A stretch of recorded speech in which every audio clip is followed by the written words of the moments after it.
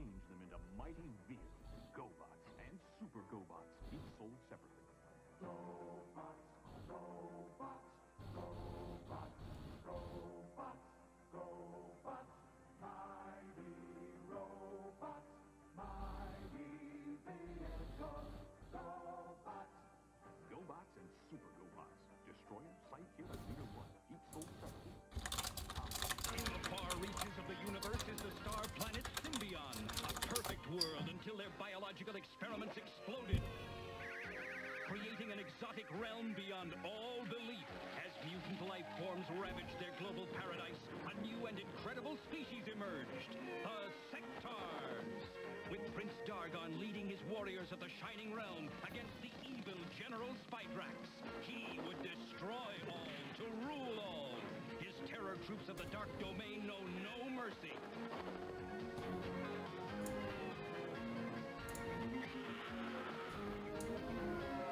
The brave, the bold, and the fearless stand with Dargon. The brutal and cruel attack with Spydrax. These are the Sectars, the warriors of Symbion. An experiment on a distant planet fails, a civilization dies, and the Sector's warriors are born. Each warrior comes with his own telebonded insectoid that you control, like Vitor. Winged flies into the heat of battle. Now, Grappler, with his grappling hook, carries his warrior up the cliff for a surprise attack. But Toxid launches a counterattack. Each Sector's warrior comes with his own insectoid. Sectors, like Alico. Thundering across the stars to save the universe from the monster minds. Jace searches for his father to unite the magic root and lead his Lightning League to victory over the changing form of Sawboss. Wheeled warriors explode into battle. Lightning strikes. There's a power that comes from deep inside of you. As every day you're reaching toward the light, and you know there's a long way ahead of you. But when your wills get you there, things will turn out right. Just keep on turning, don't stop rolling. The fire is on. We're warriors. Metal drums burning, our wheels moving. We're warriors. Come take a chance, keep on turning, don't stop rolling. The fire is on. We're warriors. Metal drums burning, our wheels moving. We're warriors. We're warriors.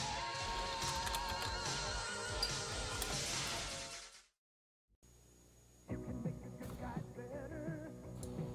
Iron Swords, roll 'em! You can make the bad guys badder. Sawboss, roll 'em into battle. Wheel warriors, quick changes fighting machines. All vehicles in the Wheel Warriors collection are sold separately. Some parts not for use with some toys. New from Mattel. Watch out! Beast Walker is coming. Can Trailblazer stop him? The ultimate battle coming soon.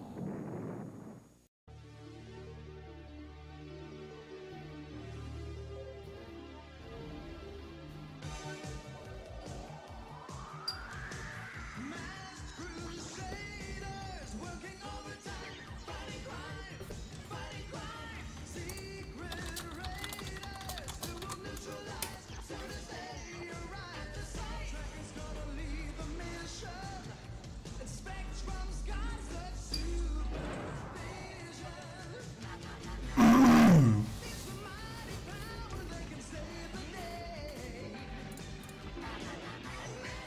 No one knows what lies behind the man's charades.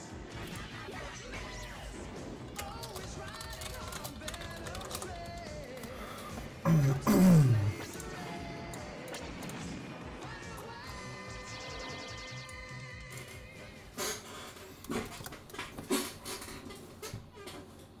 Mask, where illusion is the ultimate weapon. Invert switch plate Good. to jet mode. Surprise, That man. is good. It's mayhem. Battle station. Protect the decoder, Bruce. I'm going up. stacks, ready to fire. Mask, Switchblade, Thunderhawk, and Rhino. Fire! Each sold separately with action figure. Cover me, Matt. 10-4. Sato's getting away. But you're not, Mayhem. Mask, Switchblade, Thunderhawk, and Rhino. Each sold separately. New from Kenner. Alright. So, everything seems to be fine. Glad you like the intro. Should be cool. Got a lot of new, interesting features working here. Yeah. Shows the chat. Looks to be okay. You should be hearing me okay.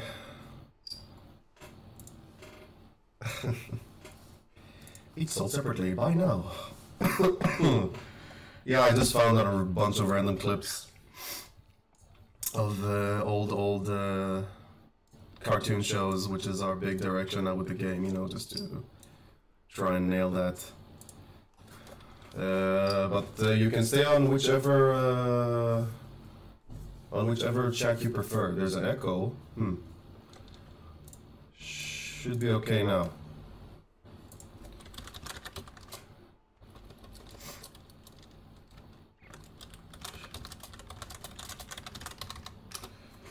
Alright, let's see. Is it still echoing though? I don't know. Should tell me. It's my stupid face here. Yep. And now let's just work with the chat a bit. I don't know why there's an echo. Ooh, flickering lamps. So I'm not burning my room. Alright. I have no idea why there would be an echo. Aha. Oh, that's why. Should be okay now. The camera was picking up my audio as well, so now it should be alright.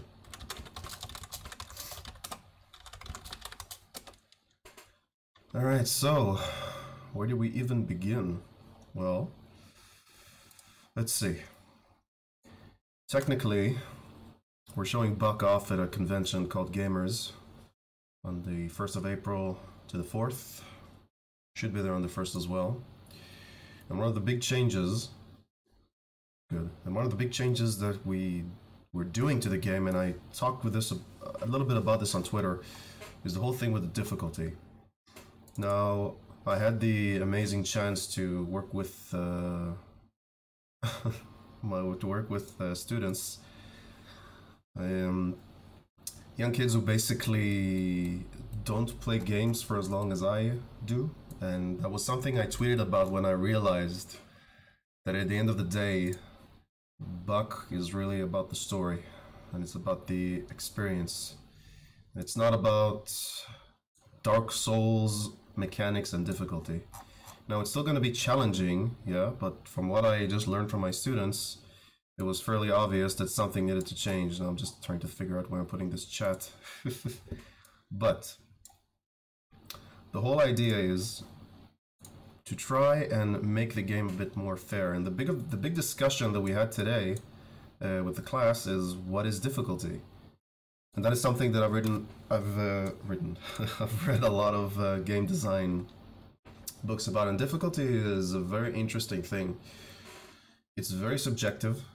It really comes down to... Ooh, nice error. Oh, that's fine. No, that's no worries. Really comes down to experience, and a lot of it will be influenced from games you've played in the past, or just how you look at gaming in general. You know, for me, as somebody who's been playing games for over 20 years now, difficult games make me feel something. Alright? Because they always ask me why I don't play either Fortnite or Overwatch or whatnot. But, oh, what's this? No problem, Jacob. It's good to have you. Just come back on our next one. I'm hoping to do these a lot more regularly. I really hope so. So as I was saying, difficulty is very subjective, and it depends on what you prefer to have in your video game. So difficult games like Escape from Tarkov or Dark Souls or Dead Cells are games that really, you know, I need to work hard, or at least put some effort into it in order to, you know, get a feeling of achievement from the game. And that leaked into Buck in not a good way, because I noticed from my students who are like 4th, 5th grade that I teach animation and just, you know, basic game design concepts, how to play older games like Unreal Tournament 2004 instead of Fortnite, and giving them, you know, Quake arenas, and just giving them games that on a glance they would never take the second to even check, because it looks like garbage, so why would they? So, oh, now I see that something is always. So the idea behind the whole change is to try and make the game still challenging, but at least fair. So a lot of the difficulty arose, and what actually makes a game difficult, you know, changes between between each game. So for them to try and define it for me, like what is a difficult game, usually comes down to like what is fair and what isn't fair. Hey Jed, welcome to the YouTube chat. You can chat wherever you want. This software will hopefully let me read chat on both Twitch, if anybody's watching there, because the first time I'm doing something on Twitch, either on Twitch or on YouTube or Facebook. Yeah, I know that you think that, Ophir, but you can be wrong. I still prefer 2004.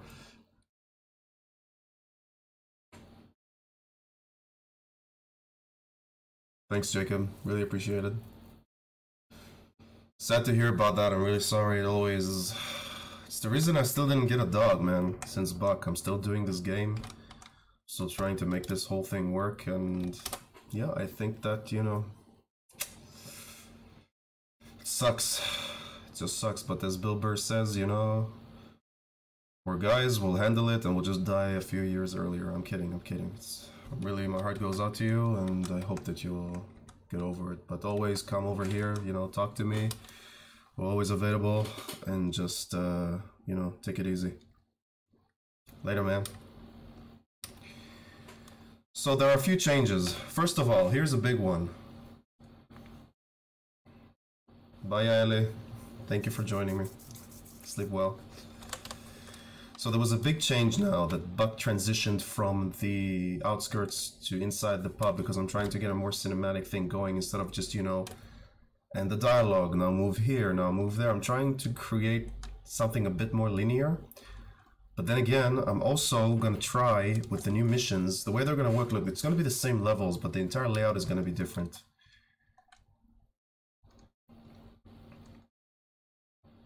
Eager Raptor to play the game. He freaking loves games with retro appeal. To have them play... Yeah, I know. I mean, I wish, but how? You know, you think I didn't send emails? Send emails to everybody. Who gives a shit about indie games nowadays? I'm serious. I could try again. I don't know. I think I even sent him something once, and I don't know. I haven't heard, so I just reckon that I will just won't bug him. But yeah. You seeing it laggy? Well, I don't know. I wonder if it's laggy. Is it laggy for anyone else? Don't know. Well, I did all the modifications I could to get it to work, but we're working on, like, I think I'm streaming on like on a server from the Netherlands. That's the closest thing we have here. So it depends on where you watch from. Ophir, it's really weird that for you that it's laggy. It should be okay for you. I don't know. Hopefully it's not that bad. My WhatsApp is still here. Alright. So, let's see.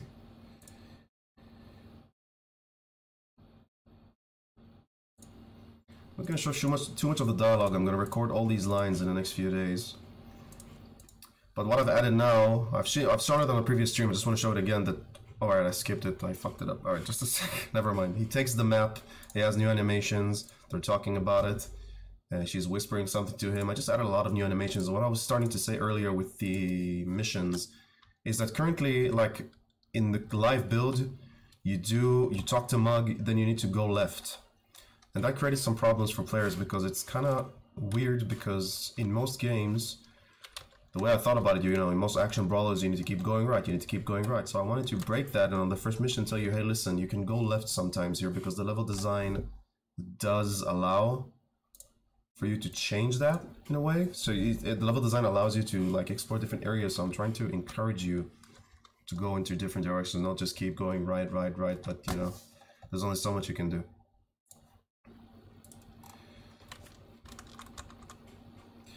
I wish I knew how to solve it.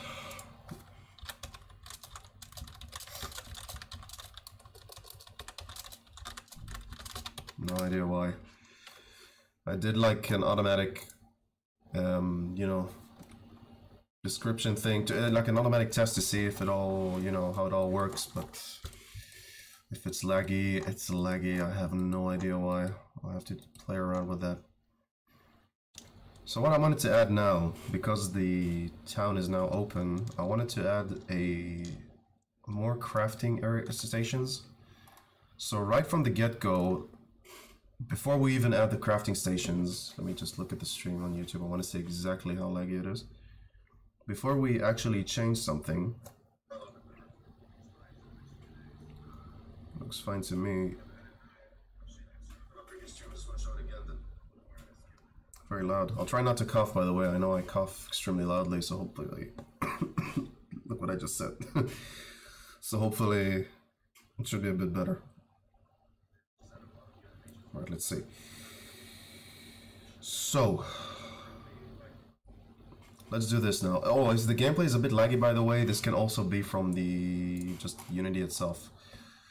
So what I'm going to do now, let's look at our enemies. I've been working a lot on adjusting some of the enemies, and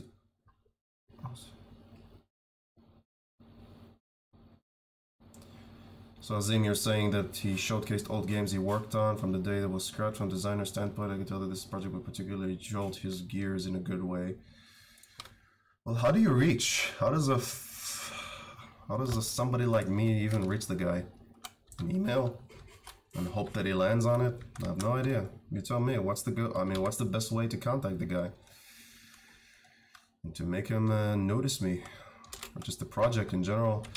Though to be honest, I would rather he try the game when the next patch goes live, because we changed a lot in the game. I've added some new VHS effects. I've added a lot of design things have changed doing to the combat. I'll show you in a second. We're gonna turn this enemy into a training dummy, and then we'll see.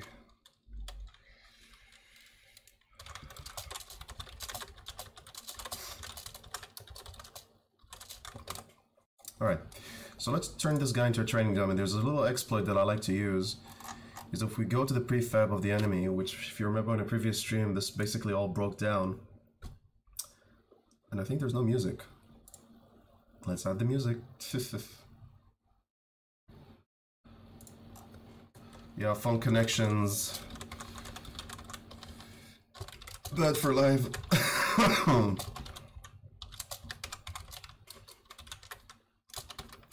But I'm pretty sure there's also a problem on my part. I mean, this is like my third stream ever. Anybody who knows me, I'm just not a person who does these kind of things. This is why marketing and a lot of the things that were difficult for me and Buck, it's just not my comfort zone. But I'm trying. Can't even move the chat. Alright. So what we're going to do is we're going to change the health value, and we're going to give him some health regen. Now, it doesn't matter what number I'll give him, but it's a quick exploit that allows me to use a bug in order to... coughs. In order to use... using the exploit, I'm using the bug to create an exploit to allow this guy to just keep getting hit.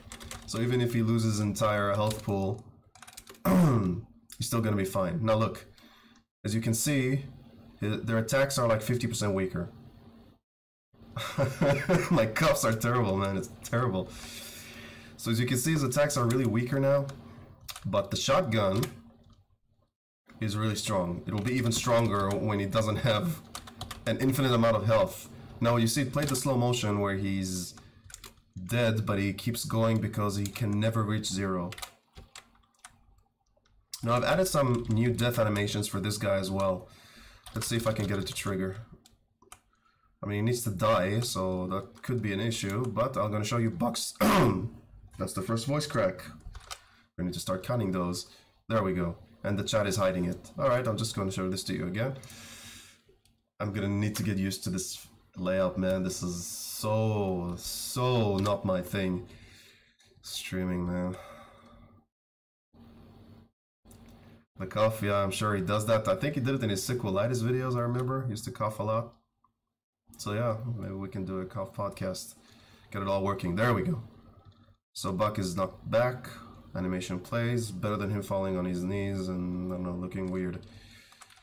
So there are a few new effects. There's a new VHS overlay. There's another color adjustment that you can see that adds a little bit of a blue tint to everything that surrounds like the exterior of the screen. Like a small chromatic aberration vignette that means anything to you.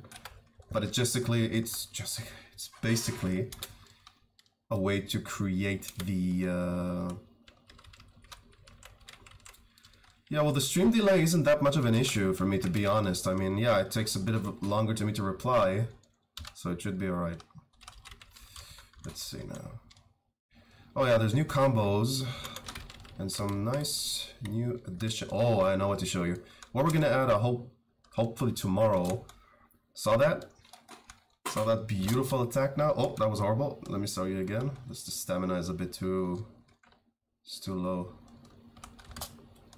Ugh. There we go. So this attack is gonna connect to Buck falling. And when he falls, it's gonna look amazing. Trust me, I've animated this now. So now, alright, so we have the bandit, showed some of the combos. Let's try and now change a few things, alright? Now, I'm gonna need to do the icon offset, the item. These are the item drops, alright, for each enemy. See bandit A, bandit B, and whatnot. Now, the only animated entity that I changed, the only enemy that went through the change is the first bandit. So let's check him for a second. So I'll be able to show you something. Thank you. I've worked... Actually, it's interesting. It's a combination of a lot of different sound effects. And it's... noise... It's the chair. It's the chair.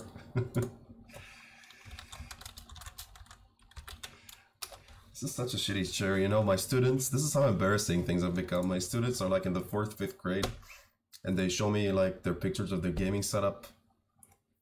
3 screens, like PewDiePie's own brand of chair, you know, with the hair on the side and the beard on the chair. Everything included in the pack. And I'm making a game on a single screen. I'm still using a single screen. I can't believe it. Can't believe it. It's so embarrassing. Oh, so you're gonna keep a count for me, you asshole? Alright, that's the way it is. Easier to poke fun at the guy who's on a live stream right now, you fucking asshole. Alright. So, the attacks are the same.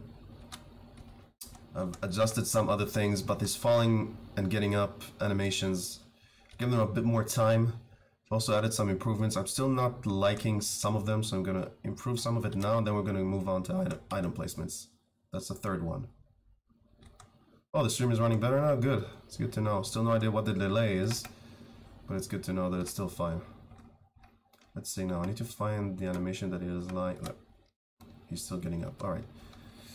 So, with that in place, you see there's here another attack. It's a kick, followed by an additional attack. I just wanted to add, you know, just a 3rd attack to see how it works. So we're gonna try... I'm not gonna try and add this now because it will most definitely break everything. But what we are gonna do is look at the numbers of the enemies and we're gonna try and rebalance them a bit. Alright? So, the stream is just not moving. Alright. I'm gonna keep moving you guys. Alright, so we got the 2 attacks here. We got the health value of 175. And this one is 150. So let's put this guy's on 150, and now let's see. Let's go into their own one scene. I'm not gonna save this.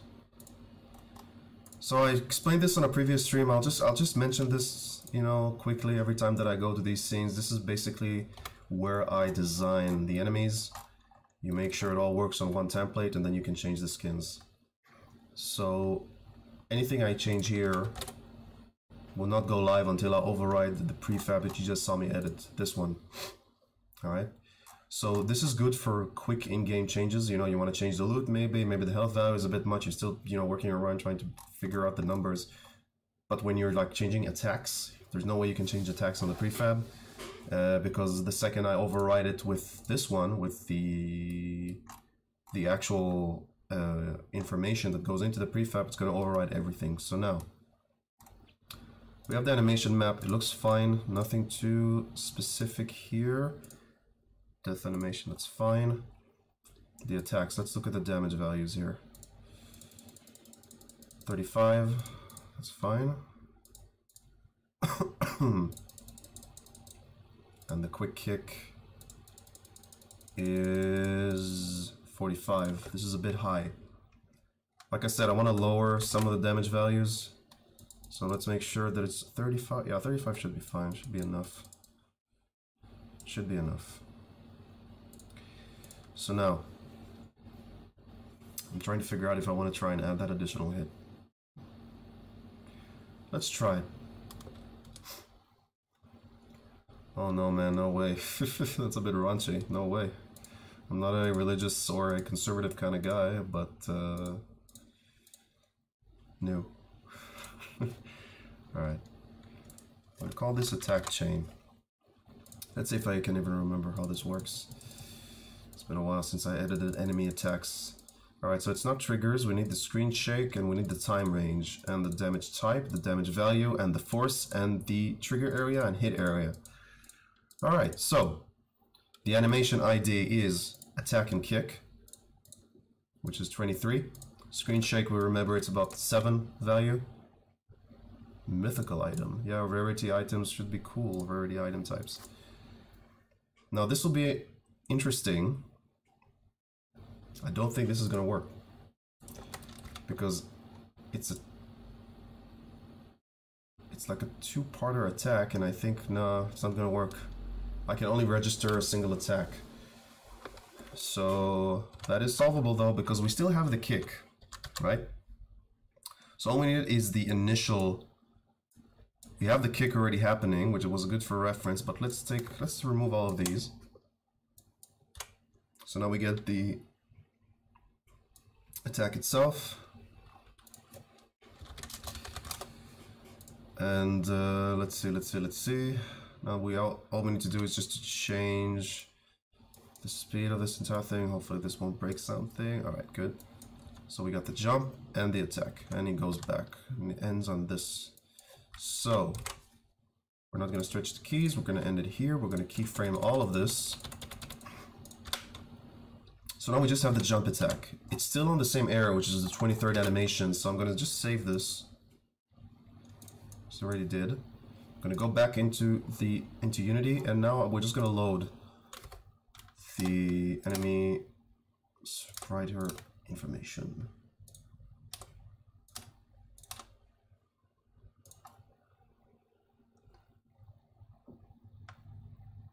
Oh, for the game? Absolutely. Sure. Why not? Just need to know where. All right, sure. Just give. I don't know. Send me a link on private or on Discord or on YouTube, wherever you like, and just tell me what to send. But again, I'll say this: I'm gonna send out a lot of new game codes for Buck once the build goes live, because we're making tons of changes to the game. As you can see, the visuals has changed, the mechanics, the difficulty. This update is not. We're gonna release it in 2 parts. All right. There's gonna be the first patch. We're just gonna overhaul the gameplay. All right, which is item placements, enemy attacks, difficulty overall, and the way that the missions are distributed. It's gonna be the same missions, but they're gonna be distributed differently, and the entire game should feel different because there's new dialogues, there's new voiceover for everything. It's gonna be a completely new experience, but the locations themselves will be the same, aside from additional crafting tables, additional treasures, and things like that. Oh, thank you. Heider Liloch, thank you very much. This helps me concentrate. This really does, and it's gonna. You'll see. We'll get this game done. We have to, just have to. So I just keep doing this because it really helps me explain things to you guys. And I think I wrote it on.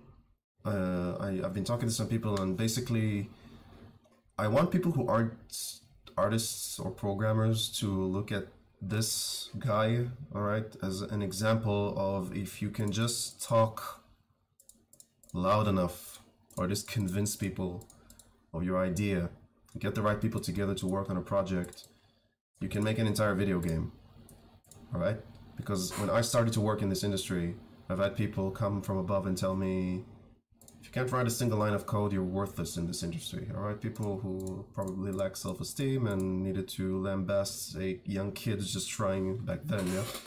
Trying to get his, you know, just to, you know, I don't know, I don't get it. I just don't get these kind of people. When you come over, this 20-year-old kid just comes to you and says like, wow, what you do is amazing, I want to make video games. And then you ask him, can you code? And he says no. And you say like, well kid, I better switch on to a different dream. There's nothing for you in this industry. Well, this is the way some people will unfortunately react to the situation. So do not be disheartened.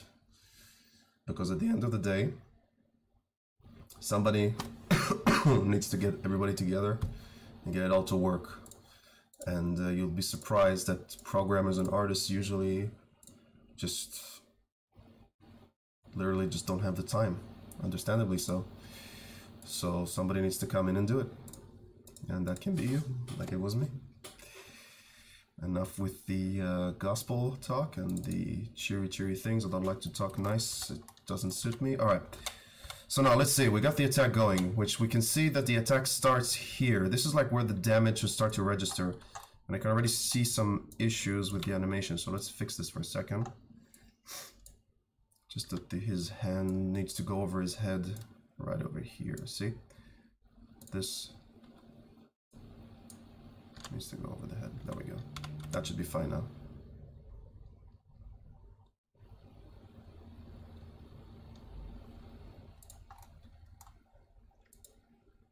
Cool, man.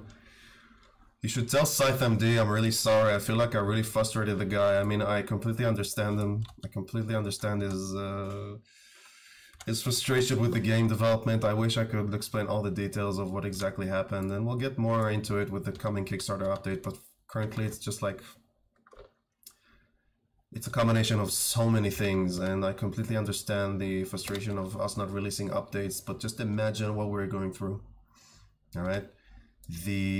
The major problem that happened is that we basically completely reworked our entire engine. We moved from a 2014 version of Unity to 2017. Everything changed, the way they do their scripts, and because we wrote the entire game externally to Unity, we had no... We couldn't see, we really couldn't see that coming, because it was just, we were hoping, I mean, some things did work, but the rework for the dialogue system broke something, and that led to another thing breaking, and it's like subtle, it's things that you don't really see on a first, you know, on like 10 playthroughs. You play for the game, everything is fine, and then you do that one thing that sends it all flying, that it just doesn't work.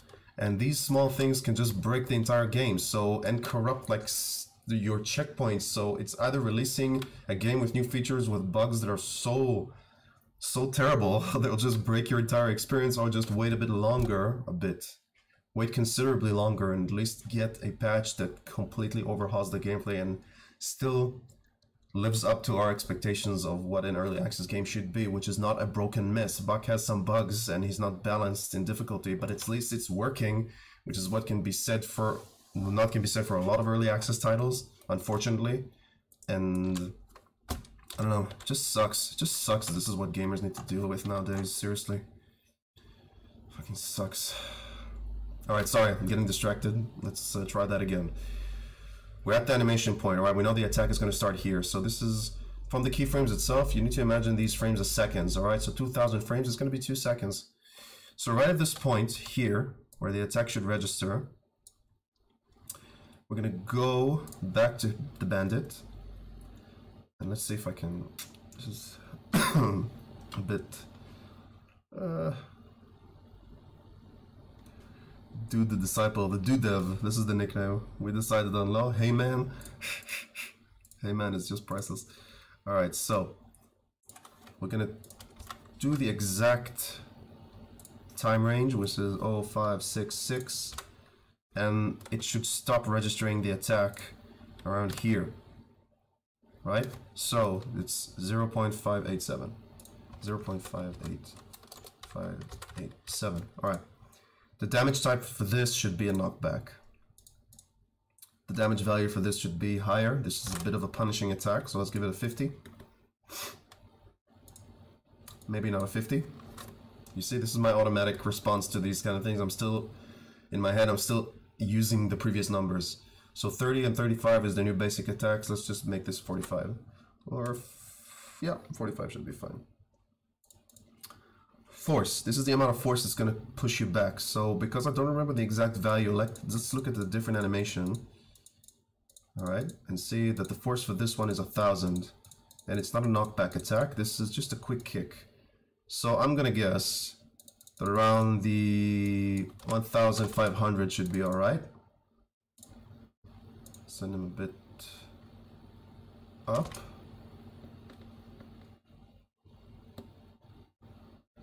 Yeah, hopefully. Hopefully. If Buck sells more this Passover, I'll get a screen. Alright, so now that we have the force, let's do something different. We have the trigger area. Now this is cool.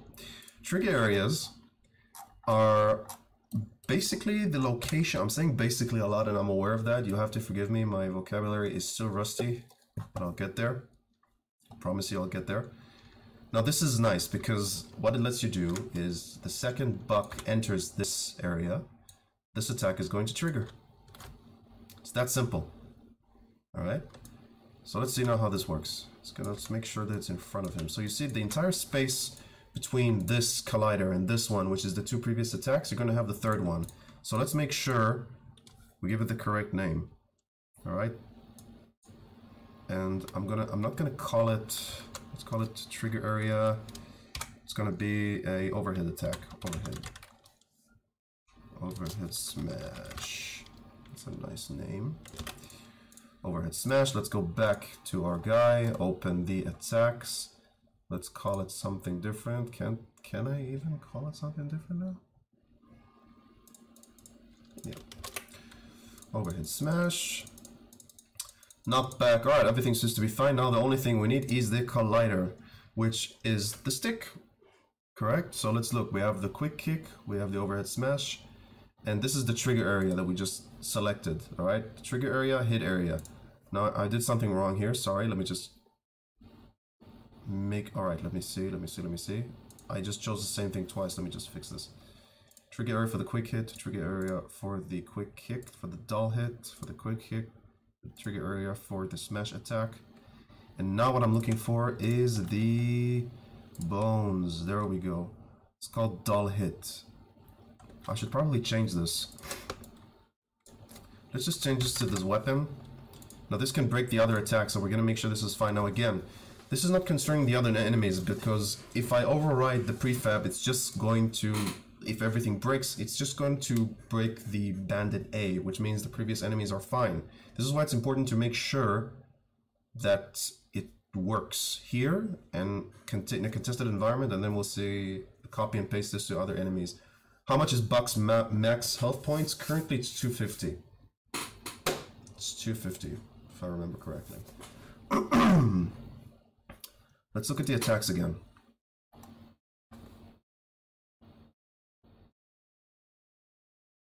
Damn. You got the power, son. Let's see. Quick kick. Let's make sure the quick isn't relevant because it's the same. I just want to make sure that the collider I just renamed is still parented to the attack. Overhead smash, trigger area, and hit area. Overhead smash. What? Wait a minute, this is the kick? No, this is the overhead smash. This is the kick. Alright, it's a bit closed here, if you can see. Normal, trigger area, hit area, box collider. Trigger area, a quick kick. The hitbox, box collider. Alright. It's a bit rusty here, I'm sorry. This is a lot to remember. Trigger area is the overhead smash. And the hit area is the weapon.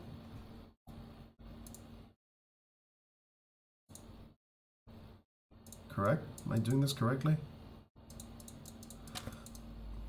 Let's try and see.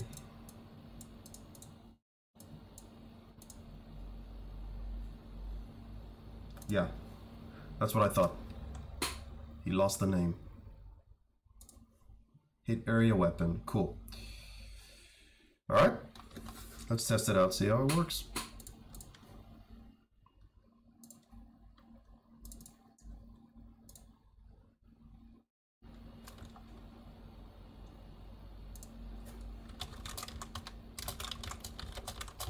Really, thanks a lot for that, Alex. I really appreciate that. That helps me considerably because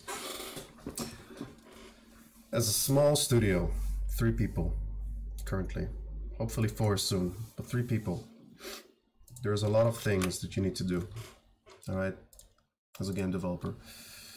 And reaching out to YouTubers, streamers, and whatnot takes, for some reason, a lot of effort from me, not because I'm lazy, just because I'm doing everything else. And everyone I try to, you know, help me around with this area, usually they don't want to because it's the least fun part of making a game, and I can't blame them. So I hope that once this build goes live, I'll be able to send out the email with, you know, a small GIF, download key, short description, and hopefully someone will bite.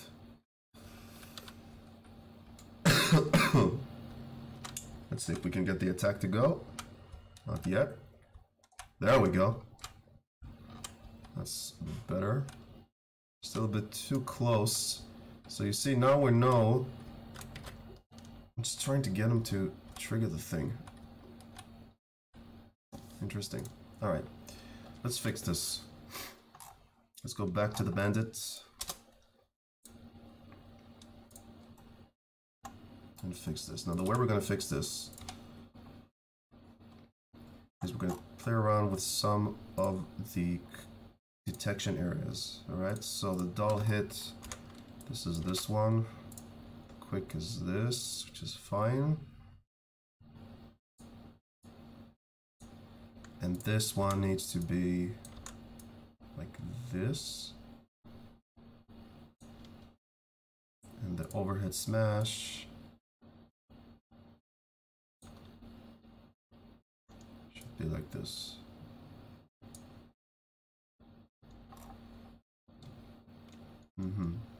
Now let's test this, see how this works.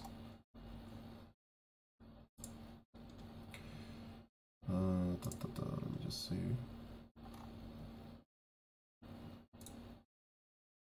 Alright, so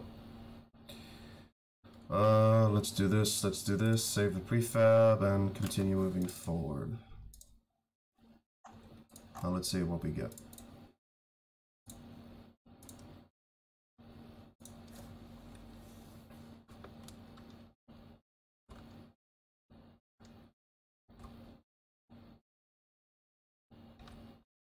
That's better. What you see, oh, there we go. Just wanted to make sure that he's not gonna attack it from here.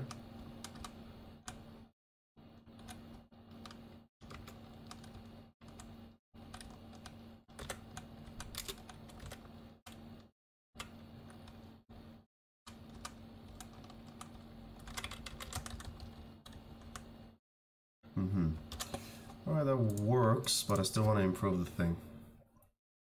Because the way the collider is currently placed, you might get a situation where Buck is behind him and he's still going to trigger the attack facing the wrong way. So let's keep fixing this, alright? I'm gonna make this thinner. I'm gonna put it here.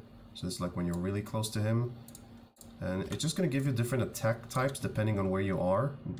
And this is actually a test I wanted to do. This will be related to our ranged enemies moving forward. So let's give this one a shot. This should be interesting to see how this one will work out. This is an interesting test.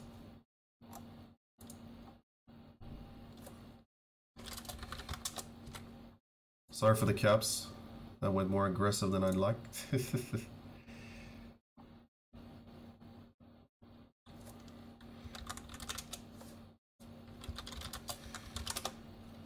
Really, always helps to know you're not streaming alone. Can you hear the music, by the way? Because my computer is muted. I left something playing in the background. Hopefully it works.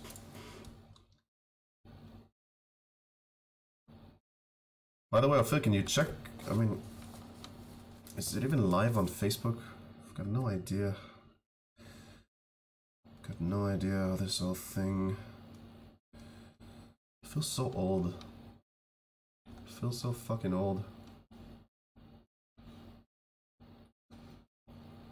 Yeah, well, can understand you, man. It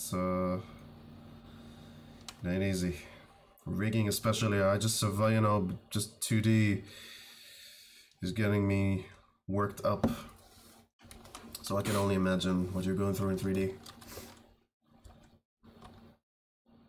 1, 2, 3. There we go. You see, so the distance is fine. And that's gonna help when you're like too close to him. So it's gonna be an interesting dynamic to see how this exactly plays out. But it's, yeah, there we go. It's to prevent you, in a way. It depends on when you go past him. But if you go past him in the wrong way, in the wrong second, it could catch you, like it just did me. See? Just try to get it all to work.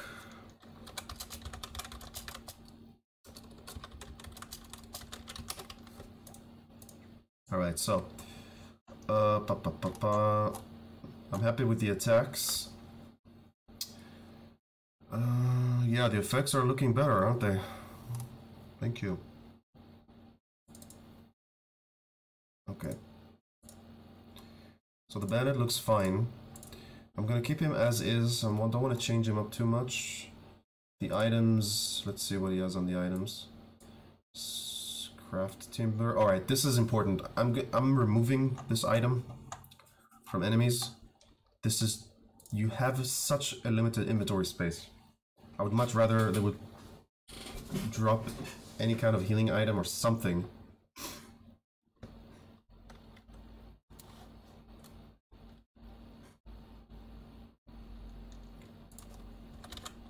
Butch Dog Man.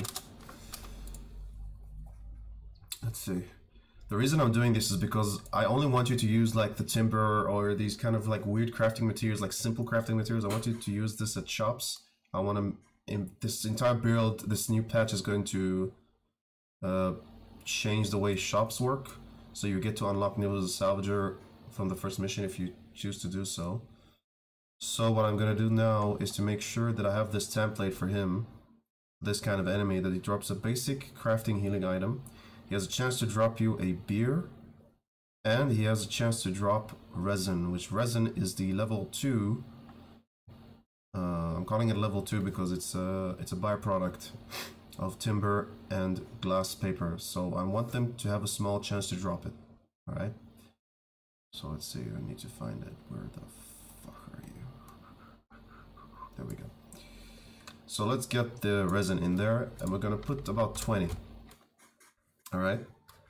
Shee, Tamil.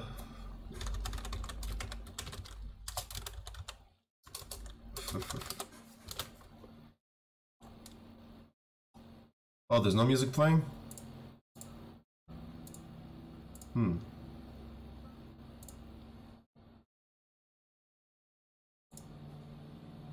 So all this time there was no music.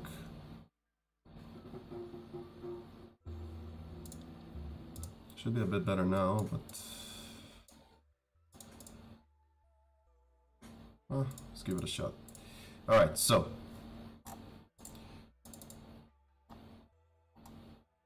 Let's do this. Where was I? Yeah.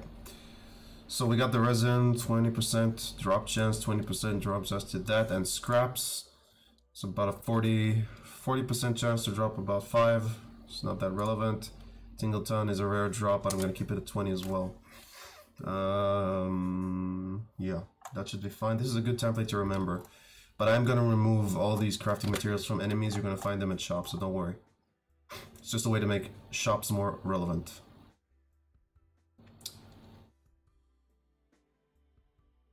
Are you planning to subtle homages in-game, like Easter eggs? Well, there are Easter eggs, and there are a lot of references to a lot of things. But, I think maybe a few players picked up on it. So, I'm putting on some kind of Easter eggs and surprises, hopefully more throughout this year. Alright, so we have the loot, seems to be fine. There was something about the interface that I wanted to fix, but that's less relevant now.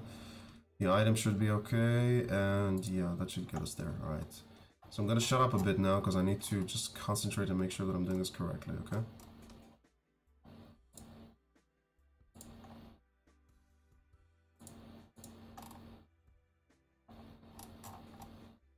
Just make sure that he works with the new loot, and then we can move on.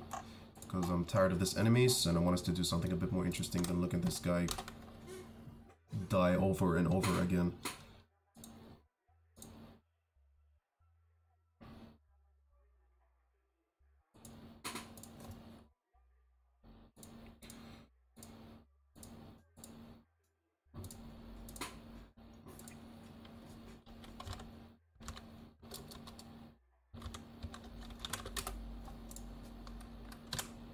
Alright, so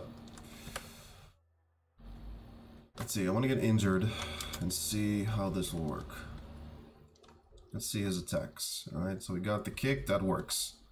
Still gonna be kick, now it's gonna be the overhead. See, that's what I was worried about.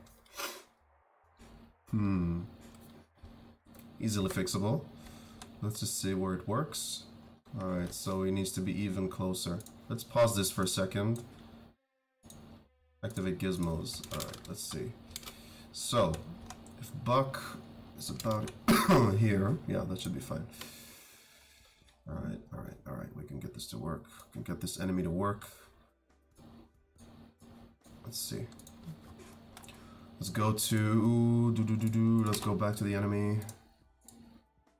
Fix this. It's just about finding the correct spot for these colliders. That's basically all it is.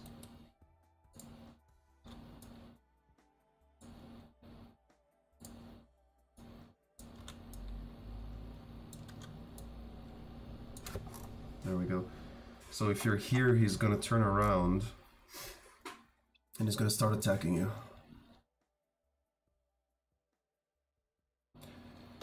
That's interesting. You can harvest what, like mine something? It's interesting. I wanted to add, here's the thing. Currently, sorry about the chair. I'm answering you, it just takes a bit of time.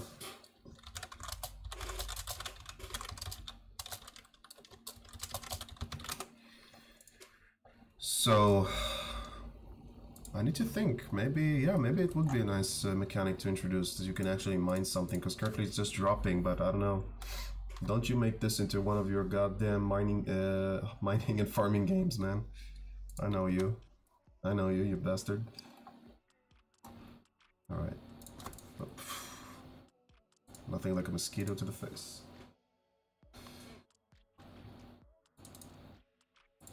Let's try this again. Hopefully for the last time.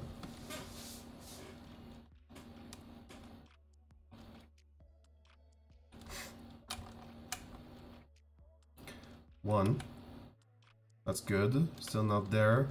You see that he moves a bit forward. Now, in order to make this attack work, I don't know. We'll have to see. Because you see, this is a problem because the way he moves his attack, we just have to change up the positions. You'll see. This is solvable. This is always what happens when you introduce a new attack. This is something that, you know, you just get used to. Now look what we're gonna do now. Check this out. I'm gonna take the dull hit. The dull hit, why did I call it like this? Because it was the first attack in the game and I'm not that creative. So the thing he does like this, I'm gonna make this his closest attack. Alright, because it works for nearly all directions. It's like a sweep, so it will be less frustrating when you get hit by an attack because it looks like it should hit you. Now, Alex, that's a good point. I was gonna say this. Breakable objects. Breakable object is something that we already have. I'm just gonna add them now into combat arenas, alright? The way this is gonna work is that I'm gonna open some arenas and not limit you to constantly have to fight in a confined space. It will be blocked further down the line. So I need to figure out exactly how to do it, but I really want to add something that you need to, yeah, like a metal, some piece of metal or a wooden barrier that you just need to break through to, you know, get to the next combat area. We'll see if it's you know, fun to use, and we'll see how it works. So this is the main attack. This is going to be the kick, and the overhead smash, his strongest attack. It's going to be from here because he moves forward anyway.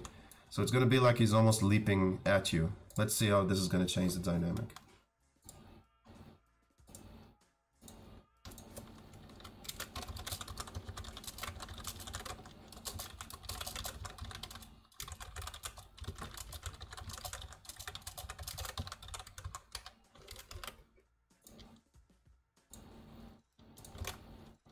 Alright, so we have this. Let's save the scene. Go back to the motel and test them out. It was important for me before the next patch to change up the enemies a bit because I wanted them to surprise you. You know, you're gonna see some of the same enemies, but at least there'll be different ways of attacking. Let's see. Whoa, there we go. That's nice. That's very nice, because if you go back, it's gonna still hit you, which I do like, because it can teach you that just moving isn't enough. You're gonna have to dodge. See what he just did? Let's make sure that it's not too... See, that's fine still. I want to see what the maximum is before he turns around. Whoa, did you see that? He did the attack, and I was so close to him that he missed me somehow. Well, I like it. I like this new attack. Alright, that seems to be fine for now. Let's do a quick overview. Alright, of the entirety of the build. We have the tutorial. Now the tutorial doesn't have a crafting area yet. It's waiting for you back home. Alright, so I don't need to put this here yet.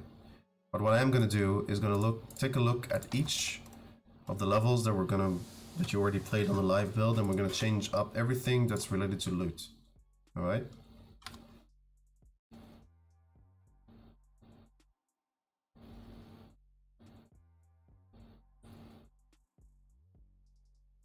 No hassle at all, man. I completely understand him. Really, it's absolutely no worries. We understand that it's passion.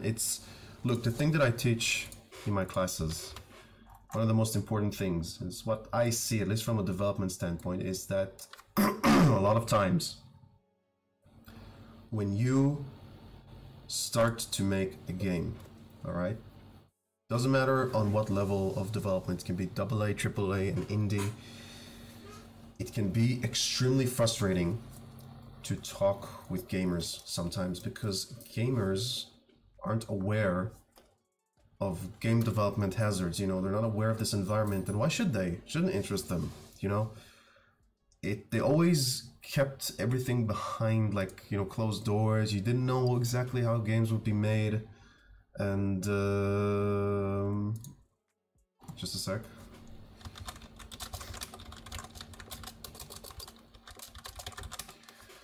Thanks, Phil. Thank you for hanging out. So what I was saying is that the overall landscape of game development has changed, because early access did... I saw some developers showing, you know, what they do and what they make, but you can...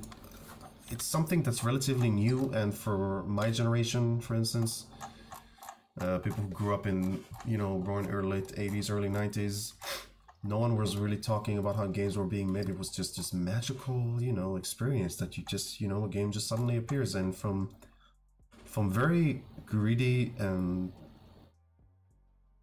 just call it innovative ways to get more money out of consumers, these big companies taught gamers that you should always like be aware of a game, you know, ooh, these shady devs. And that's also developers' fault, you know, with Jim Sterling and all. I mean, I felt so bad for the devs because, yeah, they did something wrong, but essentially it's always hard to judge. I know very few game developers who can actually review a video game. All right? I mean, I wish I could start a YouTube review channel and just talk about video games, but I can't. Because I'm making one. And who the fuck am I to say anything about any other game? Because you know that most likely that any issue that you have with the game will boil down to two things. It's not for you, personally, not for my taste, or it's not there because of additional reasons. There are very few developers on this planet who want their game to be bad. Alright? And I'm not talking about the guys who do, like, you know, exploiting early access and Steam and whatnot for money. So there's this distance between how game development is perceived and how it is in reality, and I'm hoping that with these streams and with me being open about everything that I can legally about the game development itself and the process, I hope that it will give some kind of, you know, some kind of way to bridge the gap, to make sure that people understand what difficulties are, because I'm completely open with the difficulties, but it was hard for me to get through the process of actually sitting down and streaming and talking about it, because getting an update ready for Kickstarter when we had so many issues and things working, you know, to work and fix, it's like, do I just post an update, let them know we're still alive and yeah, we're still here, we're still working? Of course we are. You know, we had a Kickstarter, we raised money, we're trying to get this game to be released, and we're trying to get a publishing deal or something. So if you're looking at the game development itself, you realize that no game developer really wants his game to suck. All right, no game developer wants his game to be mocked, or unless they're a complete psychopath. I don't know. It takes so much time from your life making a game that if it's just slower than usual because it's an indie studio, and remember, each game development studio is different. All right, each studio is different. And what works for one studio doesn't work for another. And it's the same for the way that the game itself plays, like how they develop it, like what's the lead game developer like? Is he a programmer? Is he an artist? Is he a writer, like Ken Levine? You know, there's a lot of different ways to approach game development, and not always successfully. And there is no right formula from what I understood, because from what I saw, a lot of people tell me, it's usually, oh, why is your game successful? We have no idea. We just released it, sent it to some streamers, we added maybe some multi-language support, exploded it in like a different country, we didn't even expect that. And some players like certain features that we didn't even consider implementing. It was like a half-baked feature though, it's on its way out and players loved it. So it's hard to know with video games, right? It's not an accurate science. But if you look at video games only from marketing perspectives, if you look at E3 or the VGAs, if you like the cringe awards the same as I do, and if you look at the way game development is being presented to you, it's very polished, it's very professional. It's like, oh yes, we did this, it was all perfect. You know, Blizzard are big, you know, Trump, a good example for developers to do it quite well, though they did talk about, you know, Titan and what it, you know, how it eventually became Overwatch, which is also a good lesson for the industry, that, you know, if a huge studio like Blizzard can work on a game for years to get it cut and completely unpublished, that tells you something, all right? It tells you something. If mistakes can be made at that caliber, imagine what it is for an indie studio. And this is not an excuse, by the way. It's just a reality. You know, things have happened. We managed to raise money. We were supposed to get into an office. It was all fine and dandy, and my programmer was hit by a car. which delayed us for a very long time. That was unexpected. That cost us money and time and resources. So, am I gonna explain this in a comment or a review? Of course not. Of course not. It's not the player's fault. It's never the gamer's fault. It becomes the gamer's fault when it's about harassing, which is something that's related to internet culture and all this bullshit that people do, which I personally don't take interest in, and I don't have really the time to really go into these things in detail. That was a long stretch of talk about the industry. I hope I didn't bore you to tears. Is anybody even still here? Oh, hey Tomeo, sorry.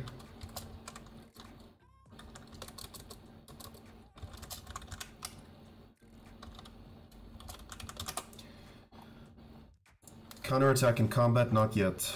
We want to add this to a weapon, by the way. Alright, so let's keep going. Thank you for visiting us, Azim. Really, thank you. Alright, let's make sure the loot is fine. Alright, this is something I want to check now. Alright, item, this, conscious, alright. This. The way this works is that, let's see. Oh, we changed the way Buck drops items. If you saw before, you needed to hold use and drop it to like a separate slot, which doesn't exist anymore. Now you can just hold F and drop something to the floor. We're still trying to find a way to preserve items when you know, transition between scenes, because it could add, potentially, it could add a tactical, not tactical, but it could add a strategic element to the game that you can like, alright, I'm going to drop this item here and I'm going to come back to it later. Maybe we're going to add some containers, but it is, we are thinking about it.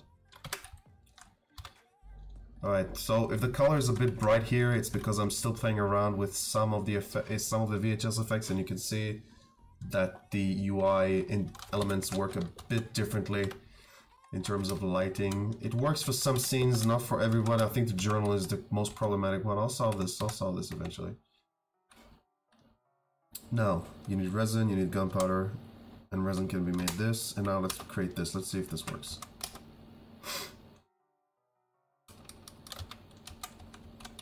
Something happen. I have Cloud Juice, I have Tingle Tongue, and I have the empty canteen. Why isn't it creating? Huh. Because I didn't use the crafting table. That was recorded live. And now we have drinkable water. Cool. Alright, so that works. Yeah, if I talk to him, everything breaks. So you have a crafting station waiting for you right here. But I want you to see it earlier, because because now I don't know, because now you reach this area, this whole thing will be open. There are two dialogues here. No, screw it. It's gonna stay there. Let's not hold your hand too much. All right. So that's West Town set. Let's go to Old Town. Gonna comb over all of these. Gonna comb over the loot and see how it all works out.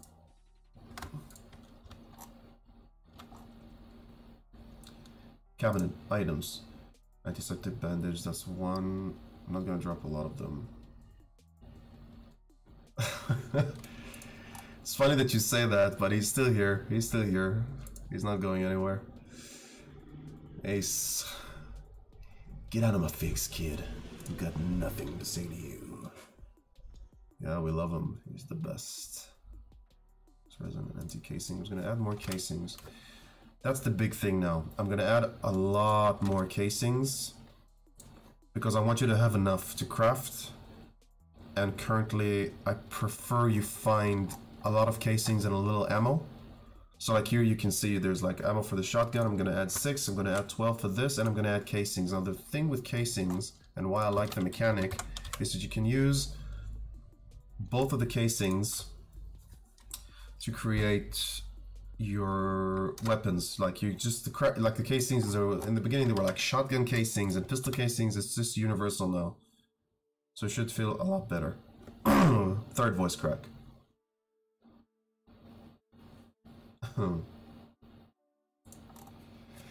Yeah, totally. Did I just write in Hebrew? Yeah. Ugh, I'm such an old asshole. Alright. So we got the gun, we got it all. Let's move on to the next area. Wonder if any of you guys will discover this scene. Analytics showed us that not a lot of you knew about this at all, which is cool. Right, gonna add 50 scraps. Another bandage because it's the strongest one in the game currently. Single tongues. Bit less relevant. Yeah, maybe it's a bit too much. Maybe I'm adding a bit too much here. Because this is a hidden area, so I'm less worried about giving them rewards here. Now,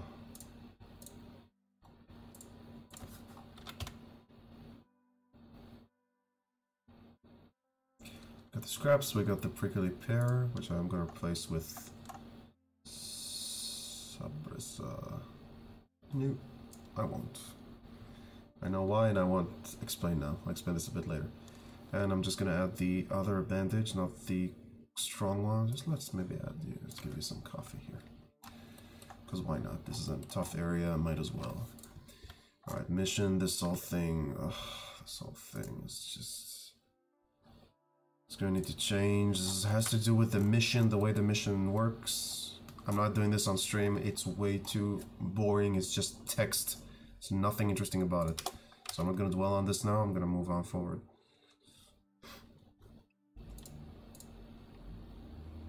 Alright. So, let's just go back for a second to the outskirts. This, from what I saw players on events and everywhere doing, is that this entire area is really problematic for a lot of players. And the reason, let's see, is he still here? This guy? Is he even here still?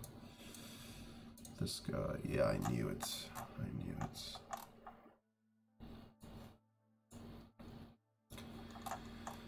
So this is like the first area where you encounter the hyenas, which is fine. They're my favorite enemy, and I know a lot of people hate them, which is fine.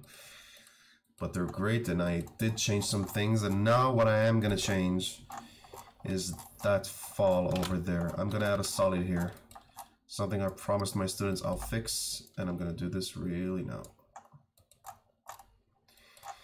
Yep. Absolutely, that area, for some reason, because of the roofs, maybe because of the platforming, the way it works, you see, you blame the hyenas, exactly, but they're also nerfed now. So there's no need to worry, they're nerfed. I'm gonna stop this death area because too many people die from this stupid fall. And I am gonna add a checkpoint here. I'm just gonna move one. Take this one, take it here. I want that right before you go into combat. I need this to, you know, register your area, and I'm gonna move this battle arena a bit to the right because I had a problem with a camera collider there. So now let's look at this. Where's this spawn? Let's see where the spawn is. Yeah, I mean, I don't know, I did add a respawner, but I saw too many people go down this slide and fall. I'm gonna save them here so they know this happens once and they're gonna see it again moving forward. So it shouldn't be an issue. Let's test this now, alright? Let's go to the spawn. Which one do we want? We want B229. Let's test this out. Yeah, that's an option. Currently it's a game over, you know, it just kills you. Now here's another thing I wanted to change, and this is camera distance. Here it's fine, this is the tweaked size, this is like how I wanted it to be.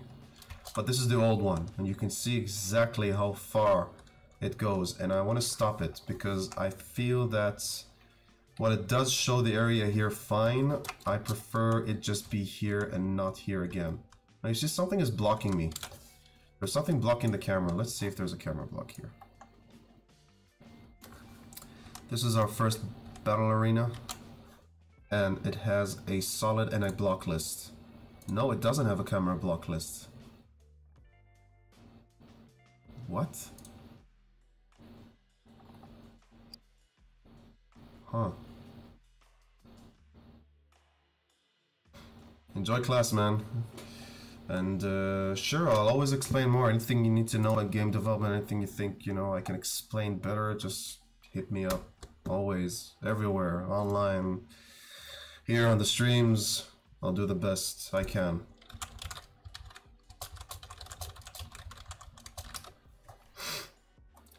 This is weird, this block. Let's see, there's a camera block here somewhere that's up to no good.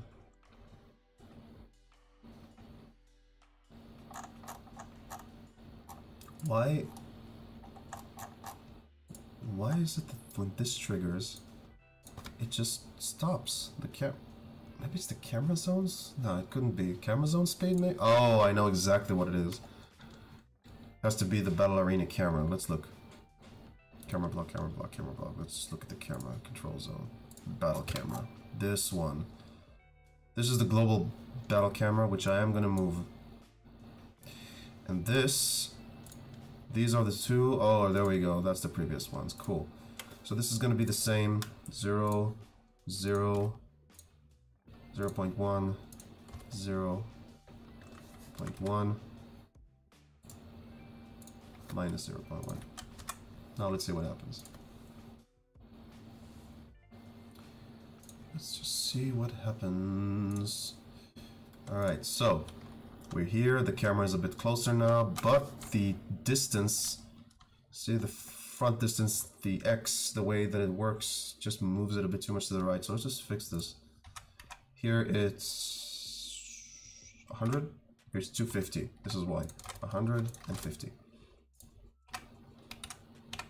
Alright.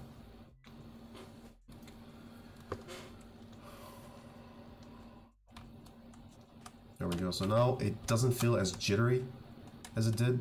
But you see, I have some problems here with like the way the ladder looks. I'm just gonna pause this. Let's get rid of these warnings, driving me crazy. Alright, ladder rail, let's find them. There we go. Now, let's see. I'm gonna zoom in on this. So these are all the ladder rails we have here. They seem to be fine, but the one at the bottom, I just don't like the way that it looks. There's something just wrong there. Like with the colors or the mist, the way it's just in the background. So we're gonna try and solve this now. You see, now it's better. Now it's, oh, wait, it's the one above me. Oh, it's only when I go up. Yeah, so it's the mist. All right, so what we're gonna do now.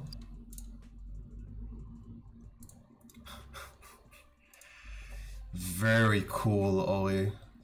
Very cool. My pal is here, visiting me on a nice evening like this. Ollie helped me yesterday figure out the whole way the VHS look has been added to the game. So, yeah, very cool, man.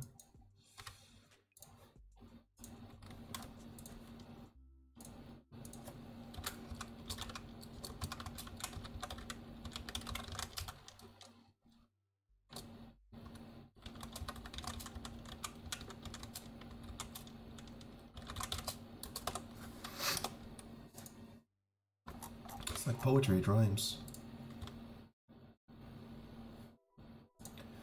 Let's try and keep these on the same depth level of 2. Should solve the issue I had here. Such small, you see, these are the things, these are the small things I mentioned. It's like you're just testing your game and you're just, you know, playing around with it. It's like, why is the ladder changing colors all of a sudden?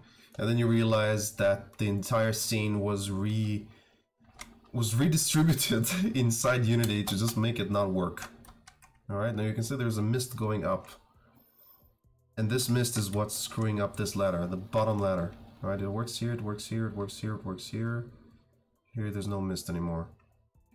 So over here it's all fine, but this railing is still a bit off. So let's just make sure that the last railing, or the first railing, let's see if we can even get this to work.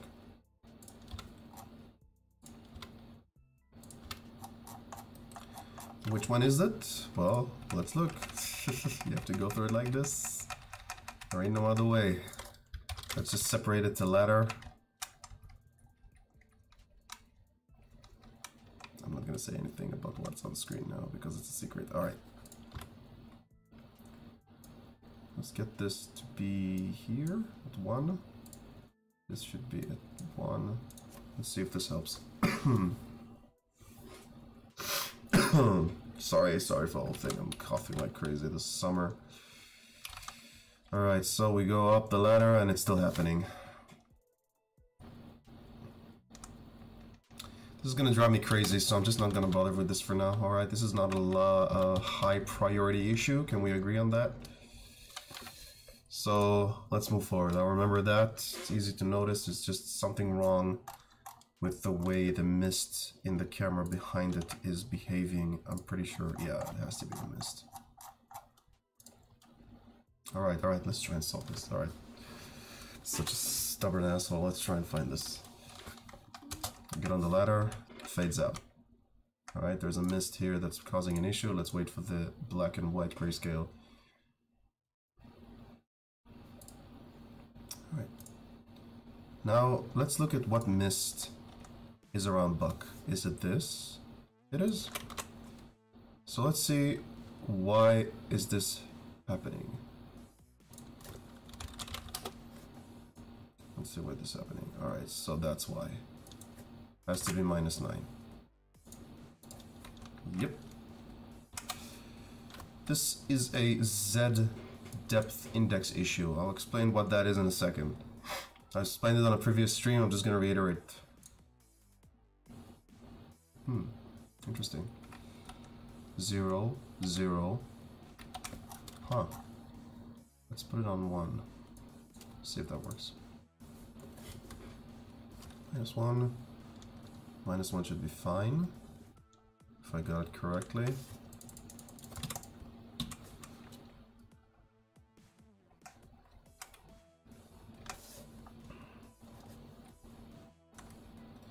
Yep, that's fine.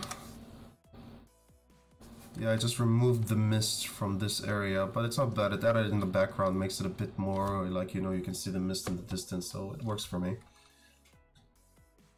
Yeah. Not sure about the camera though. Still not sure about this camera distance. Still not sure. Let's remove the... What the fuck did I just move? I don't know. Let's remove this. Now... Oh, that's what I did. Alright, good to know. Now let's see if I can adjust, make the adjustments. -1.5, that's good. How about this now? 0.75, that's a bit better for me. 2. How does that look? Hello. 3. 250. 225.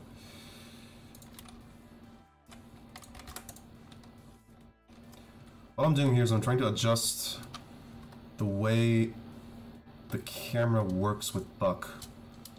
Oh, forgot you guys were here. Let's see this on full screen for a second. There's a lot of headroom in this scene, which I do not like. But what can I do? I'm trying to fix this for a long while now. Ooh, nice. God, the VHS and the glow effect just adds so much. Adds so much. Gonna have to replace this rain soon. It's driving me nuts. Seeing the same rain already for 5 years. It's driving me crazy. Alright, so... Where were we? We adjusted the camera. Let's just make sure that we can get past the guys, the hyenas, and get it all worked out and see that it actually fixed the battle arena and the colliders there. So let's see. Am I still here even? Yeah. So, you know, the fact that the camera is closer... Right, did you see that slow motion that just happened? That's because when I moved the battle arena to the right, I spawned the hyena exactly above the pitfall, which made him fall to his death. So now let's make it easier on the guy to kill us by putting him here. Now here's the thing with getting your camera closer to you. It can work to, you know, get it all like really into composition, but it can be a lot of information. There we go, the hyena is back. Now as you can see, their health pools is still high, but there is a slight delay. You can see that he's not firing immediately. Because before, the second you'll be in front of him, you would already be on your ass. But it should be fine now. I want to see exactly, you see about the damage he does? Also, it's been lowered, so really, it should be easier. They still have enough HP because I want them to be a bit heavier. They're twice as strong as... Not twice, I think the bandit is 150 HP, so they have 200 HP. Just a bit, I'll keep scaling them, alright? And I don't know if you noticed that, that's interesting. That actually works, how nice. That is nice to see. That is nice to see when there's a feature that you haven't seen for a while.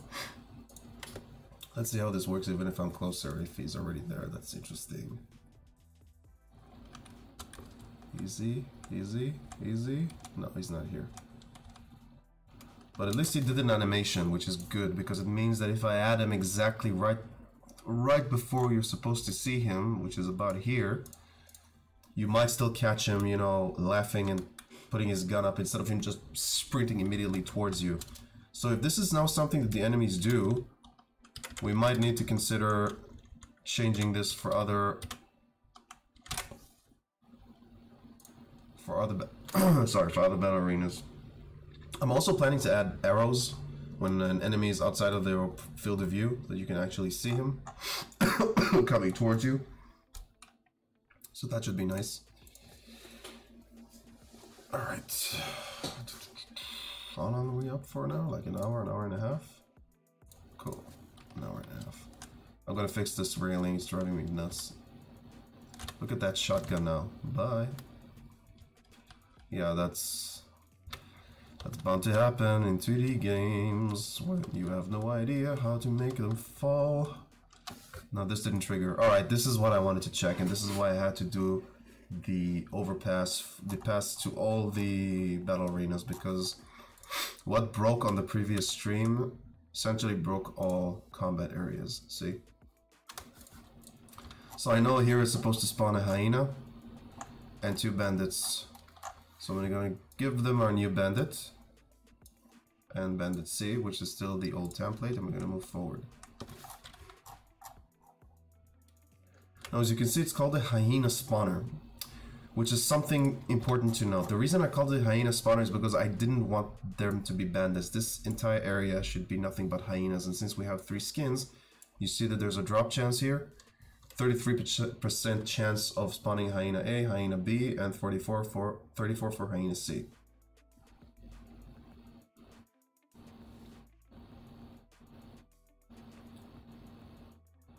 Eddie the hyena, well, I should show you the references we did, because when me and my brother did the sketches for these guys, I'm not gonna do it now, but he asked me like, alright, so how do these guys sound?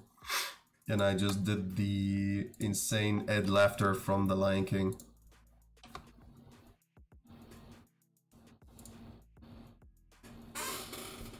Let's adjust this camera for a bit. Getting tips from the beyond. Alright.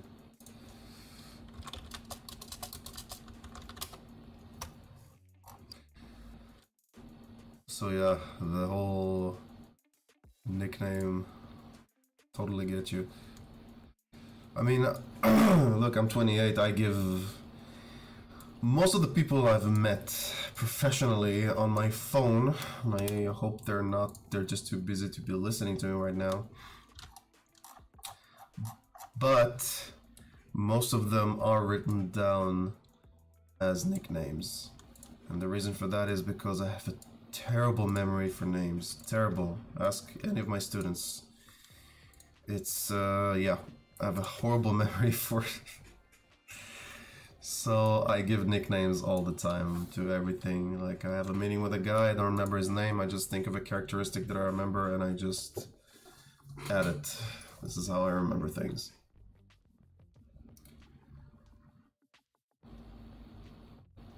Sorry for checking my phone. Just got a message that I want to check.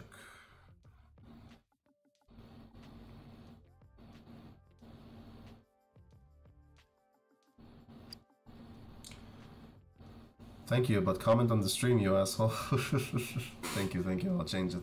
Don't worry, thanks. Alright. Where were we? Exactly, or if it's a mister with a mustache and a black hair, I'll just call him Poe. You know, whatever works for me. I think there was a guy I met once who was like this really enthusiastic director, so I just called him Tarantino. He reminded me his mannerisms.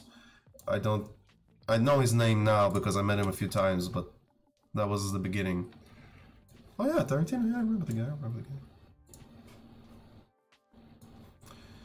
So as you can see, I'm just going over all the arenas and making sure that the Bandit A, which is the one we did in the previous stream, which is why I stopped, because if I would have kept going and changed all the assets, it would have broken the entire, all of the battle arenas, and nothing would work. So at least that way I prevented a lot of headache. So now all battle arenas should work as intended. And yeah, let's see how this gives us now. Alright, this railing is gonna drive me nuts. I can't see this anymore. You see this thing here? Bloody hell. Alright. Where is it? It's called rail. No. It's called ladder. Something with a ladder.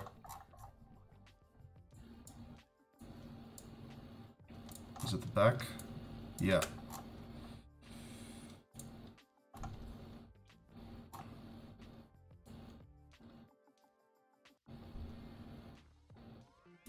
Yeah, I'm gonna cheat here. Make this work. Balcony, it's called, right?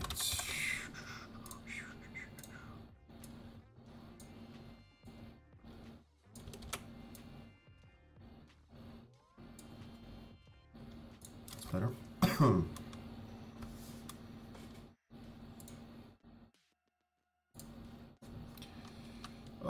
Still not fixed.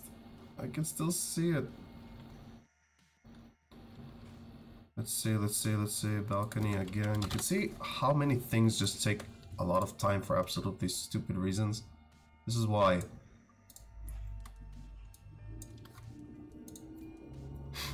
This is why a lot of indie devs develop a game once, and if it's not successful or extremely successful, then, you know, you just don't bother. It's just so much work. But I like it. I like challenging stuff.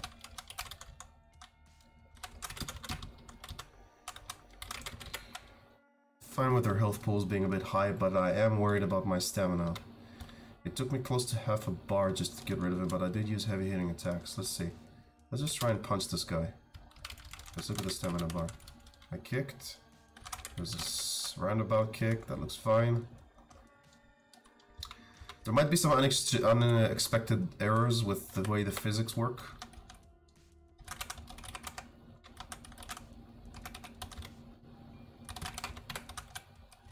Let's see if this works. Yeah. The reason I added this here is because everybody was falling all the time. So this is like a quick cheat that I managed to add, but I think I'm gonna do it a bit differently. Remember, kids, always reload your weapons. More shotgun shells and more pistol shells, yeah. Here's the counterintuitive thing with the way that this is all working out. Let me see. You know what? Let me just add another warning. Alright. I mean, come on. You just need to hit jump. Just need to hit jump at the right time. That's all it takes. I've seen so many people struggle with this area. Just gonna add another warning sign. Hopefully that works.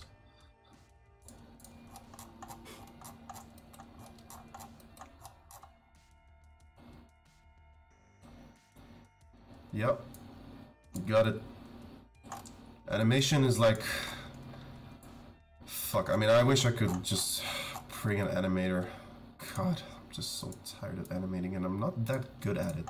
Which is why I prefer not to do it, but, you know, you gotta do what you gotta do.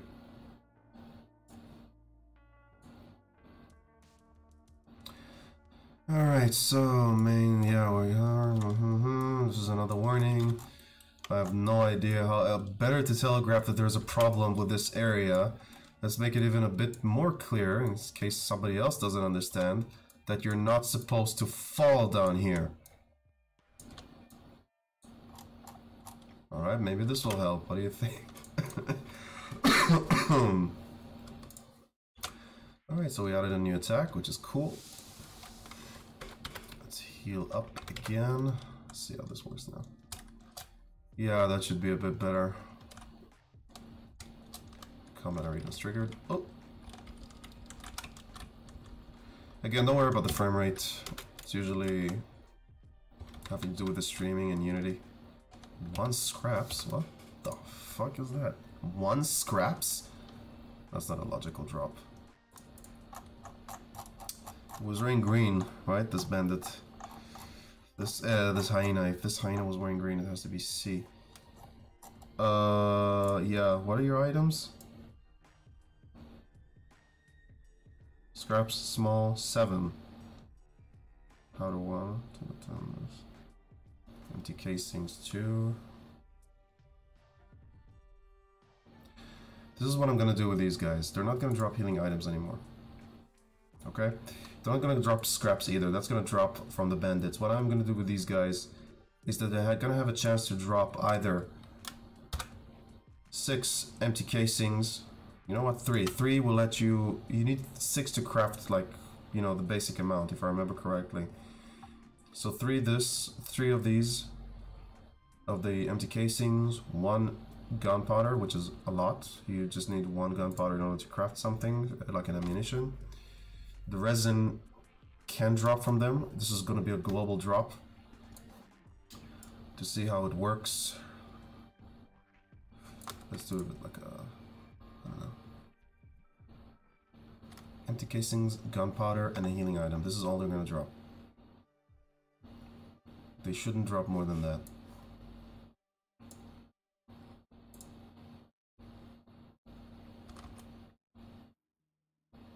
And now we need like a 10% of something else. Resin.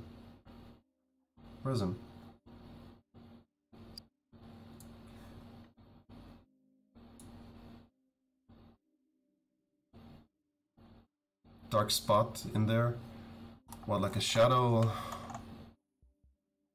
I don't know. I'll tell you the truth, there isn't that much platforming in this game. There might be a bit more when I work, but I think the signs do the job for now. Just don't want to add more color textures to the scene.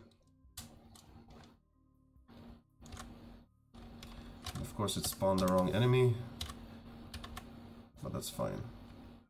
As you can see, I'm still working on their animations. There's some issues with their animations, but... Whoa! Whoa, did you see that? Did it just drop from the sky? What the fuck was that? Let's look at the arena for a second. What the fuck was that? Hyena spawner, where are you? You're here, correct? Correct. Okay, and the bandit. Oh, that's interesting. Alright, so please be here. Now let's check this out. So many things go wrong because you just moved the battle arena for a second. There we go. That was a lot of damage now. I don't think that the damage values on the hyena, on this particular hyena, maybe is different. Let's try that again with full HP. So on the speed of healing items, I think we solved that.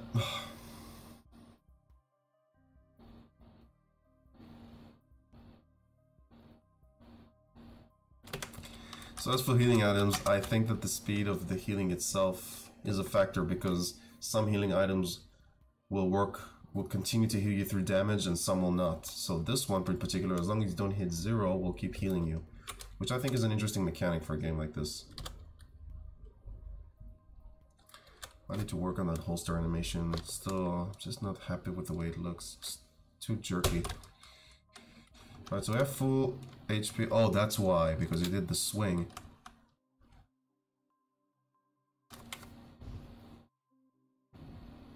Well, isn't that interesting?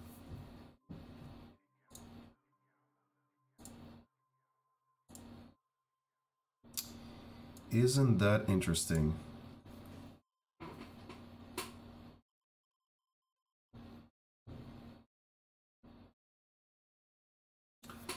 It's something to do with the box collider. That can only be the bandit. There is no way that would be the hyena. Let's test this out. You see, this is a major bug. Again, something like this happens. I didn't know this was in the game, this bug now, alright? Yeah, that was funny. We didn't know this was in the game. Imagine how terrifying this is, alright? Imagine what it's like for a developer to release something to the public. You know, somebody sees the game like a bug like this. Can refund your game in 2 seconds without thinking twice. Let's remove. Let's disable the hyena first. No, you know what? The bandit. Which bandit is this? I want it to be 100% bandit A and no one else, because that's the bandit we got. Yeah, he did.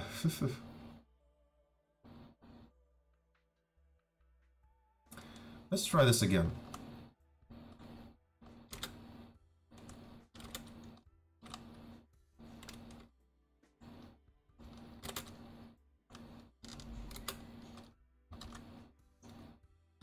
Just doesn't happen.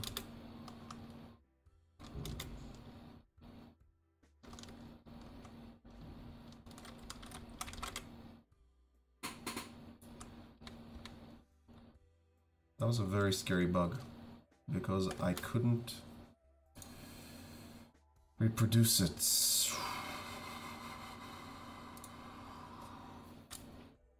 I can look at it. I mean, I can look at the stream and, you know, and take the screenshot. But that's a very interesting bug. I wonder why. See how strong the shotgun is now? Just takes 2 shots. Which is why I want you to be excited when you can craft something, you know, for like, alright. So I did change the way this works. You can see, all you need is 1 resin, 1 gunpowder, and by the looks of it, 2 empty casings. This is all you need to create ammo. You just need 2. So it works in 2, just like the shotgun. So now, if we can see from this mission, I have 28, which is a lot. But I did loot some caches. Alright, let's see if this works. It's fine, it's just the scene isn't there. Alright, so we checked these battle arenas. I have no idea what this error was. That was scary. I'm gonna have to look at it later and see what that was. Mostly related to the new enemy, to the new attack. Let's just take a quick look at the battle arenas here, see that they're all fine.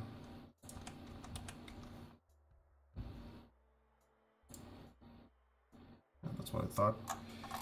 So yeah, all the battle arenas are broken now. So let's fix them quickly. All right.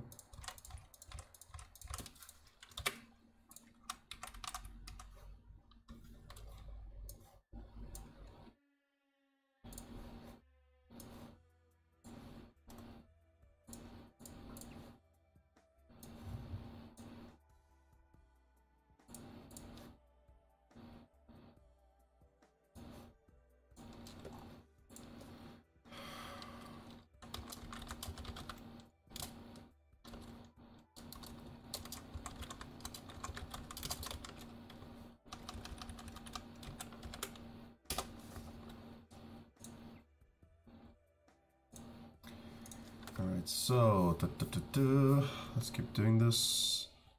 That's fine. Loot points again. Let's remember what we just said about the shotgun. You get 2.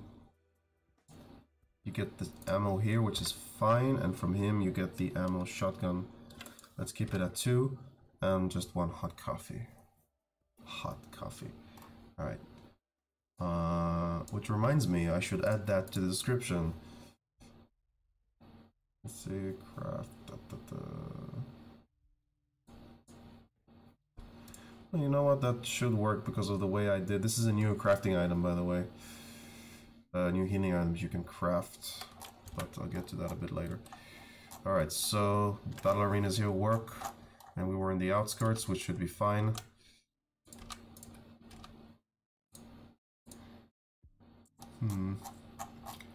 Don't need these items now, and we don't need buck. Alright, so let's keep going.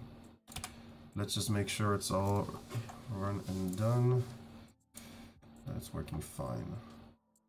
So we were at the outskirts, correct? Let's go.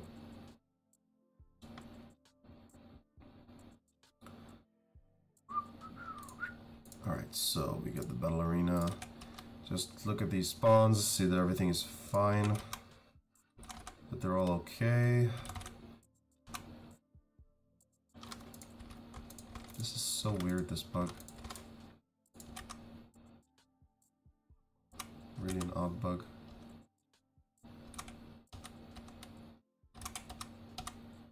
Alright, these seems to be fine. Let's just take another look at the loot. Because it's hard when you have the cap, like the things that you can find in the environment. Alright, like 20 is way too much. It's just way too much. Let's change it to 4, alright, so you can create just 4. That's how, just the amount of logic I want this to work. So here you can find 2 items, like 2 shells, but here you need to pick up like 4 of them. And I give you some, some ammo here and there, but it's not gonna be a lot. It's just not gonna be a lot. It needs to work when it works, not too much.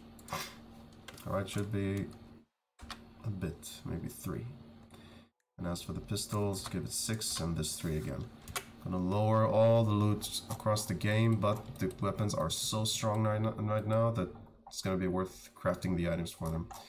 So this entire area doesn't have a crafting station. And the reason for that is because you don't get as many items yet. But I think I am gonna add one. I think I am gonna add one, and I think I'm gonna add it. Let's think.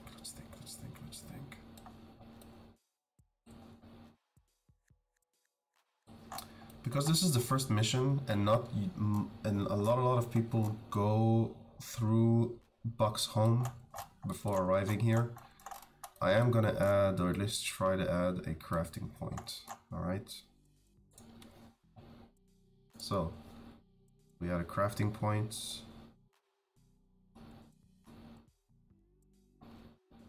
There we go.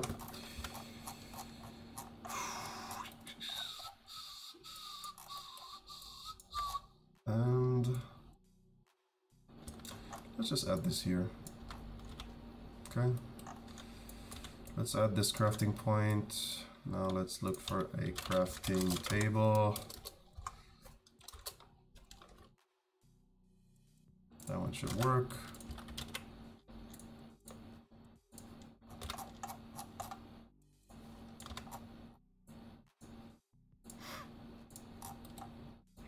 Just gonna add this guy here. Right in front of the ladder. Maybe a bit to the side here because it just looks correct.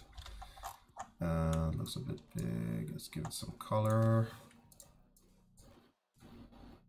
Yeah. Welcome back, Alex. Good to have you here.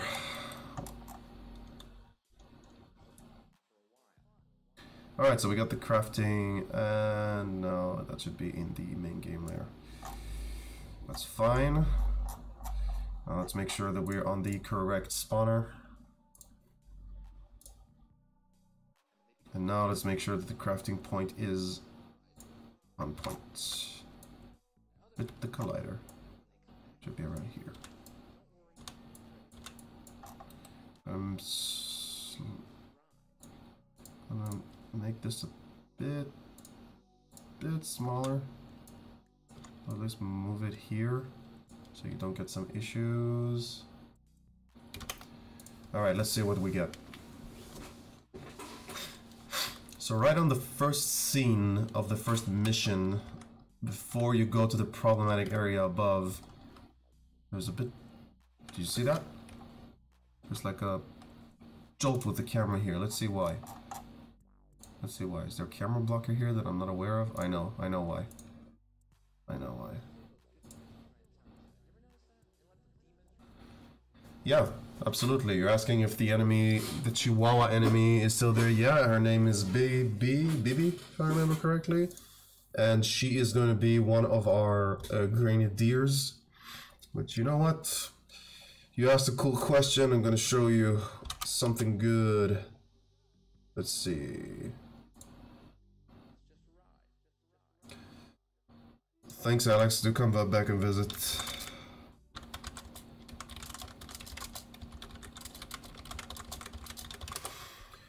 So now, wait, let's just make sure that the crafting thing works. Where is the... Huh? Something just break? I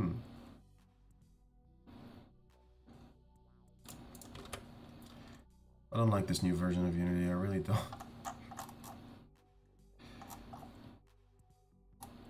Crafting. Oh, my bad. Absolutely my bad. If Amir was looking at me now, he would punch me in the face. Because that was extremely stupid what I just did. Alright, let's do this now. This is what happens when you have so many systems to take care of. What can you do? I forgot to add the icon and the freaking interface. Oh. Interaction, loot, speech, trade, craft. That's the icon. There we go. Let's put it here. Let's make it a bit bigger.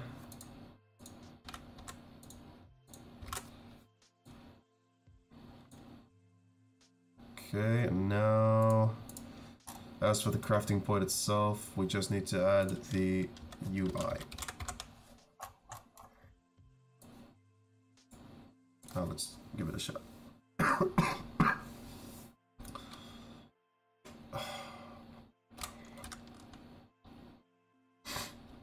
Alright, so this is back up, and now we can craft, which is great. Very useful. There we go. 2 shotgun shells, and yeah, I still need to reset the game state. Let's try and do that now. All right.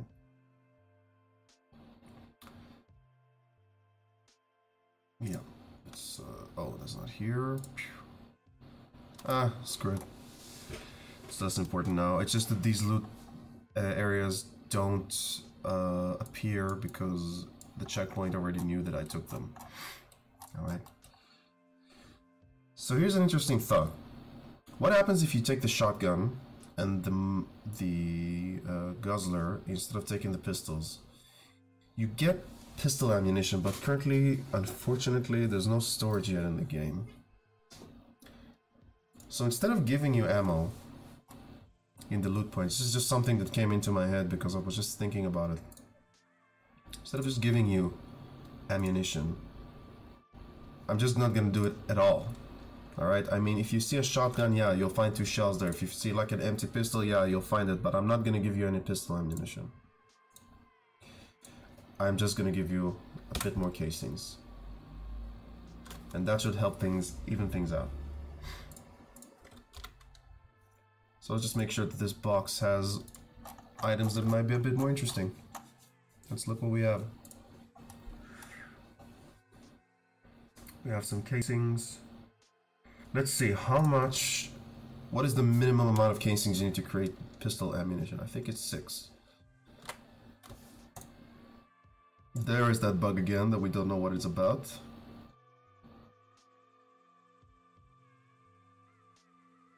What?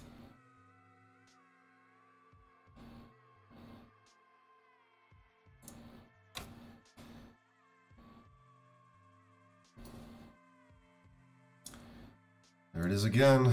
It's a different one from last time, but why? What's bothering you? There's something wrong with the item count. Is it this? It's this.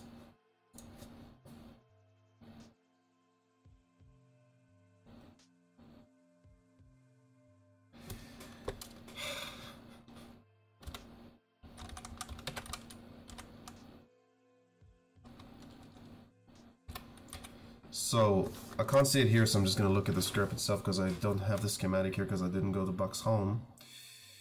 So let's see. To craft ammo. Consumables crafted. Let's go to schematics. Blueprints and schematics. Schematics, ammunition, pistol. You need component list. 2 resin, 1 gunpowder, 6 casings. Shotgun. It's gonna give you how much? 12, correct. So yeah, 6 casings will give you, yep, 6 ammo. That's what it's gonna be. It's gonna cost twice as many scraps. Shouldn't be too much.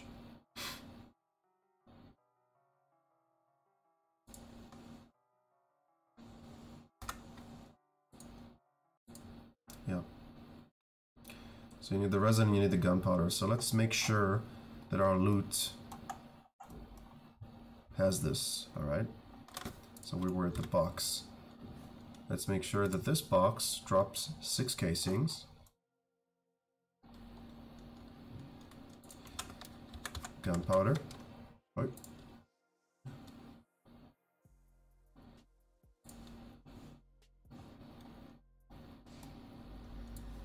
It's gonna drop 1.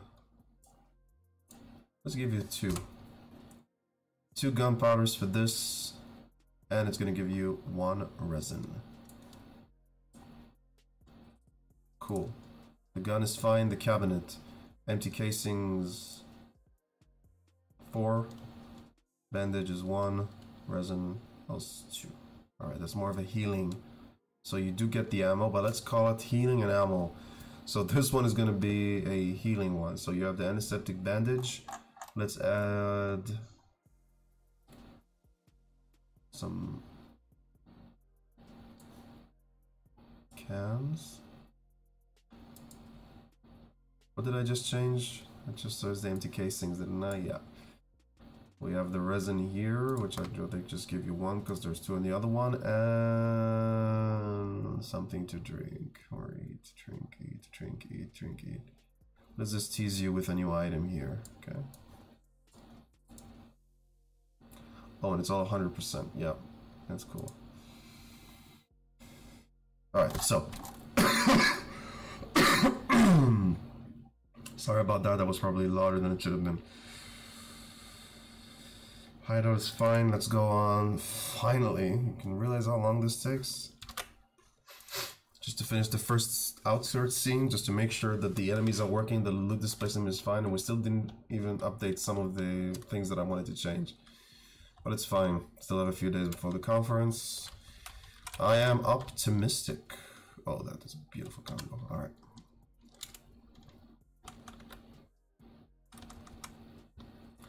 Gun parts. Still gonna decide what I'm doing with this.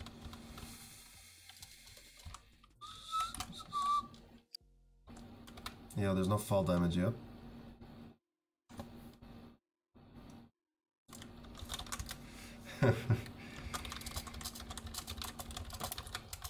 Hey Claptrap, good to get you. Good to have you here, as always. Let's make some ammo.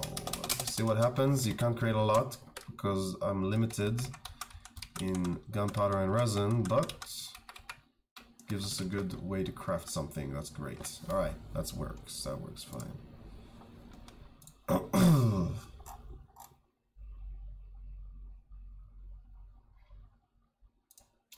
So let's see, what else do we have? What else do we have? What else do we have? I'm gonna probably end it soon. Just need to figure out the hours so it all works out.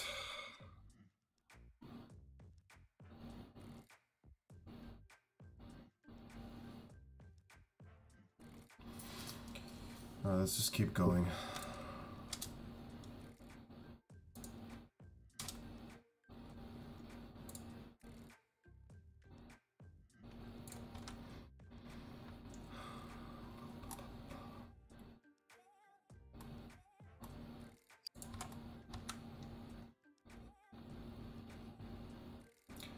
Crafting weapons, probably not. But you will be able to craft attachment to these weapons, which is cool. Weapons are gonna be unlocked, hopefully through missions, hidden areas, and boss battles.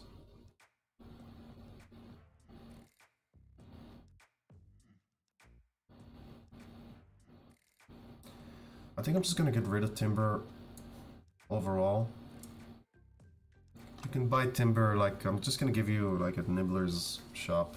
You can get all the timber you want and make some resin. I'm not gonna make you carry it with you. It's just bullshit. It's just a bullshit mechanic. It's just, I don't know, it's just, there's the limited inventory just doesn't allow us to do that.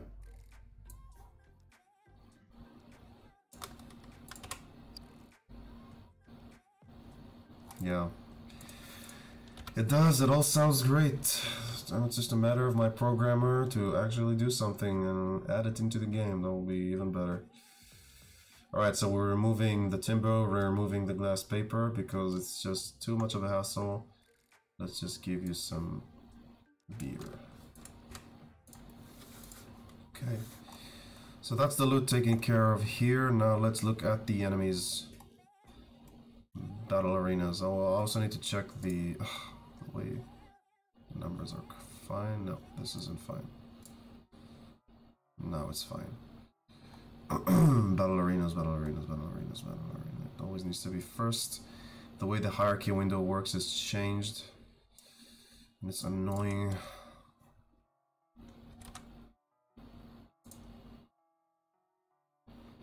Alright, so I'm gonna guess that these were just bandits and hyenas. So let's just, we have one hyena, let's add another hyena, and then just the different kinds of bandits you'll face here. Any 20% chance of spawning either of these. Hyena, bandit C, bandit D, bandit A, and hyena B. Again, these are not all of them. 20% chance to spawn one of them, that's all. That's bandit A. That's also bandit A. We're gonna see him missing from a lot of these probably.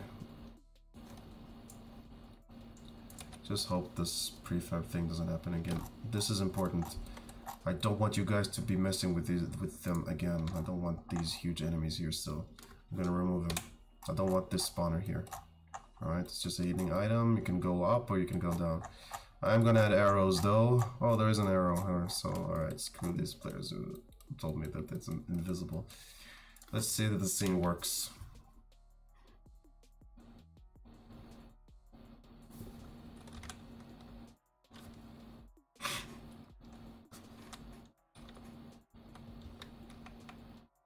So we got the resin, we got the beer, and we got the gunpowder. 4 gunpowder, that's a bit much. Didn't notice that. That's a way too much. Sorry, I'm trying to keep these as low as possible. Items. Gunpowder is just 1, beer is 2, and resin is 3. I think beer should be a drop from an enemy, it shouldn't be in the chest. You might as well pick something that might as well heal you substantially, so let's just give you a can of beef. Israeli prime beef. Military grade. Gunpowder, just 1. Resin 1. And what we can add instead of this, since there is already a healing item. We got the loot here, and we have this one here near the crafting station. So instead of a healing item here, let's give you some resin. 2 resin, no healing item, a gunpowder, and of course some ABT casings. Let's give you 6. And here we can have the healing item instead of the gunpowder.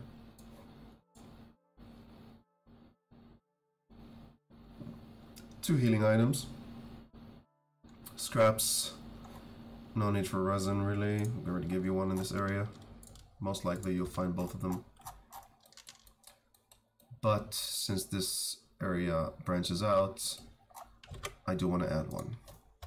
So if a player goes up, he's not going to feel that he's missing out on something.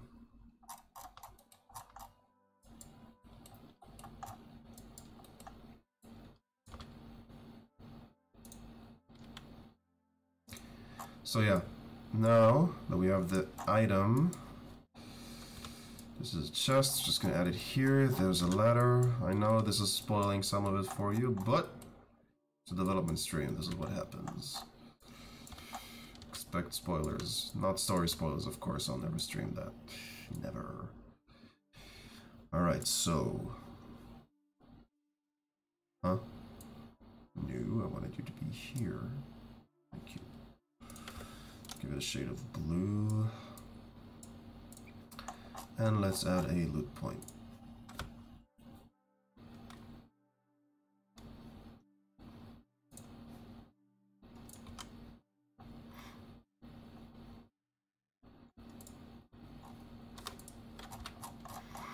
Alright, so there we go. We have another loot point.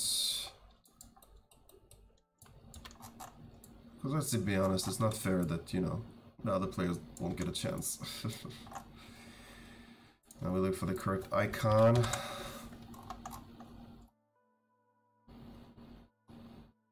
Which is loot.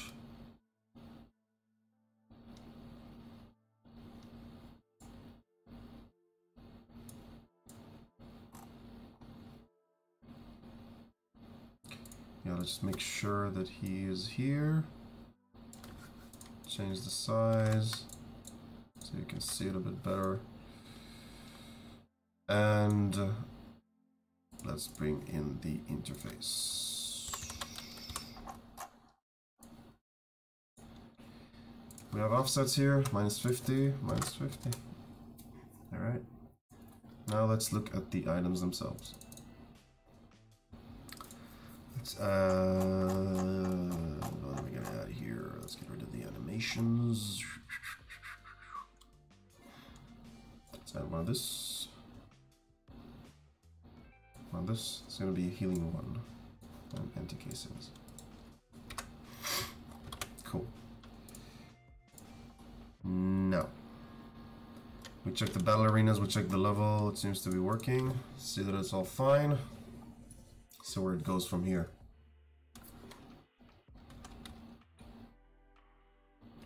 I love the blue tints that we got around the whole scene, it's just great. Resin, gunpowder. Don't need this, we can craft this. Cool. Yeah, this is feeling a bit better. I still need to balance this whole thing. I'm still carrying out the amount of... Ooh, that was a mean combo. But I also have one.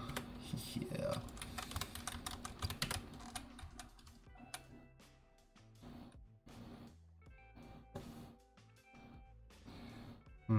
I've seen some... I'm still setting up the details, I have no idea why.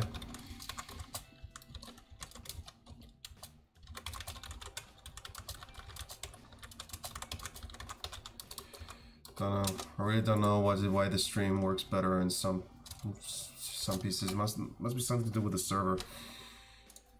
Now, let's see. I want to make sure that the camera is also in the same distance as before, because like I said, I changed the way that the cameras look. Let's see what happens now. Let's remove the maximize. I just want to get a bit closer to Buck. I felt that, you know, we took the distance too much, and I showed it to some designers. Just, they didn't like all the headroom. And now you see why. Because of the way the parallax scrolling works, a lot of items move to the foreground. And probably what I did, not even was on purpose even, but I probably just moved everything back just so I can adjust some of the areas here, because you see it's a lot of detail to go through. And it's hard to fight through all this. It's a bit uncomfortable. So I probably distanced it out for a reason, so let's try. Let's see if we can fix this. What's up with this error? I know I can't change it in game. Why is it? Oh, to do with the automatic save. The way it just works. Alright, so this needs to be around 50 or 75 or 100, but then we're cutting out a lot. Let's do -1. That's fine, that's a bit better. Yeah.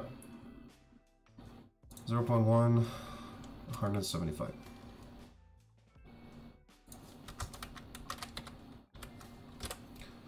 That should be fine. Now what we need to do is to make sure that our foreground layer, which is this one, if I'm not wrong, let's see.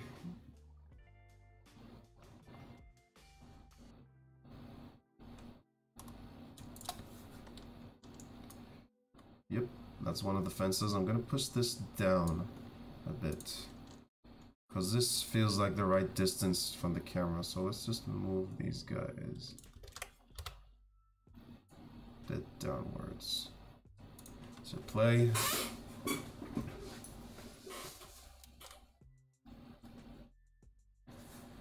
It's better, but still we have another layer over there that's bothering me, which is this one, I think. Let's test it out. Things why I need to play and stop and do it again is because Unity won't allow you to change anything while you're in play mode. Yeah, so we're gonna lower this one as we're gonna lower this one as well.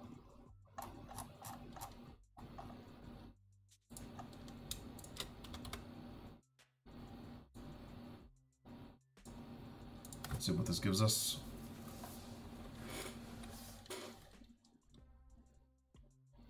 That's a lot better. It's nice. It's nice. I like the way the lens, the fisheye. Ooh, 2 hyenas, lucky. See how strong that shotgun is? It's insane.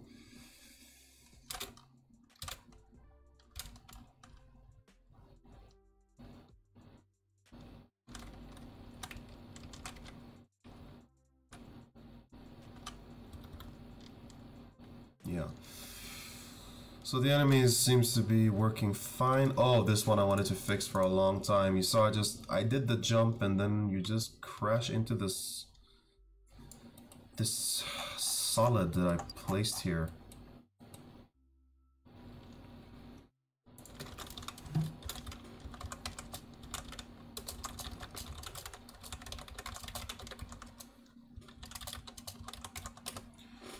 Jayon, thank you. Really, part of the main reason for this stream is to just try and get more content out to you guys. I have so many subscribers here, and it's a shame. It's a shame not to, you know, to give you guys something, because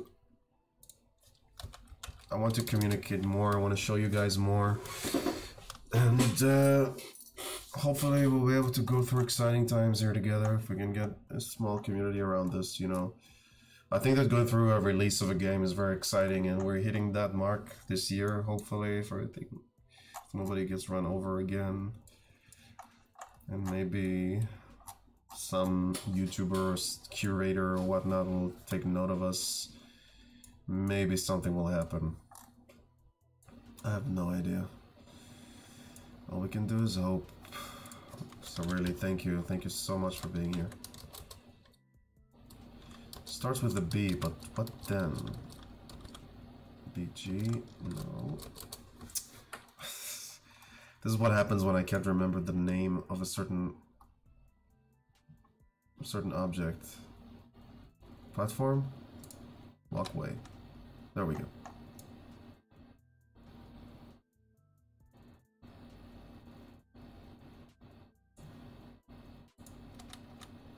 There we go, just move the shadow.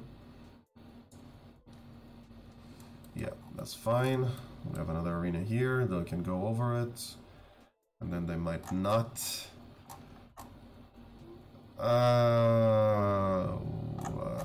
You know what? You know what? It's not worth it. It's not worth it. It's it's just gonna create an issue for somebody. They're just gonna run in place because our AI don't really know how to scale objects yet. Hopefully that will change.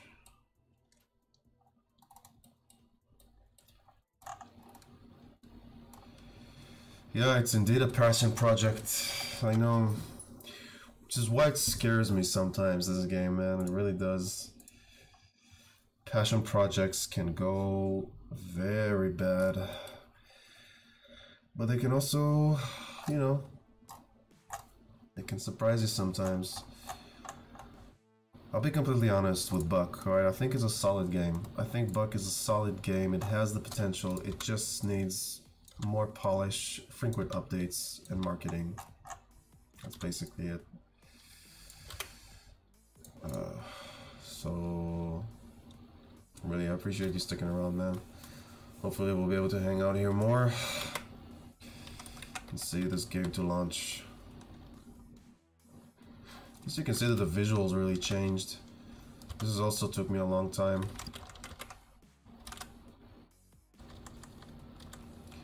Yeah, if you guys are here, trust me, I'm A-okay. Any developer would kill for a community like you, really. You guys are patient, you guys get us. We really appreciate it. Really, really. It's insane for us.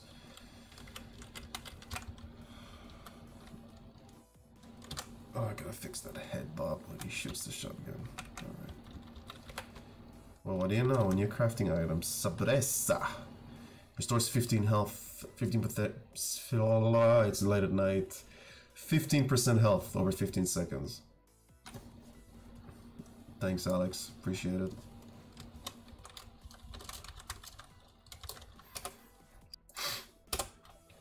Just another drink, because it's always good. Can this error please not happen? Alright.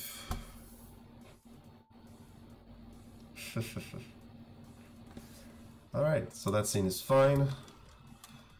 Moving on. How long is the stream on for? 2 hours and 15. I'm gonna have to fold soon. I'm starting to talk nonsense. It's like when Dad has a bit too much of the liquor. I'm never loved. Where is it? Alright. Building. We're at Street 00. Let's go to building. Dad? Yeah, hopefully.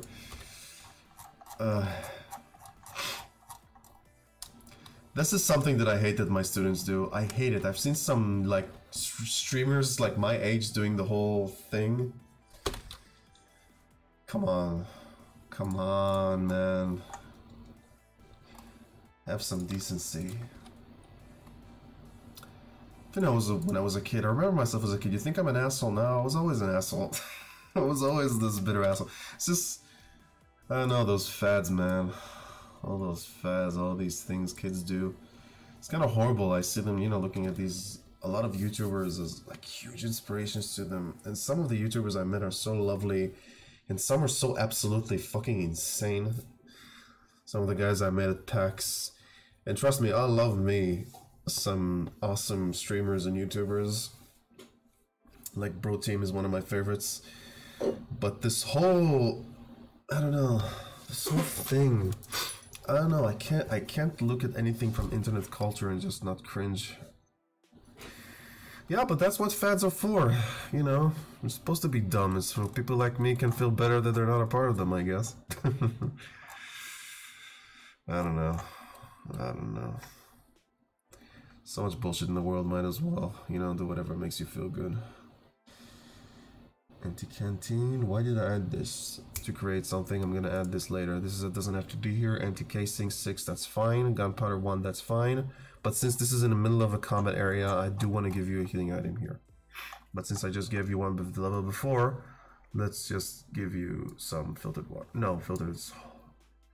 Doggy treat. Yay, that's a new one.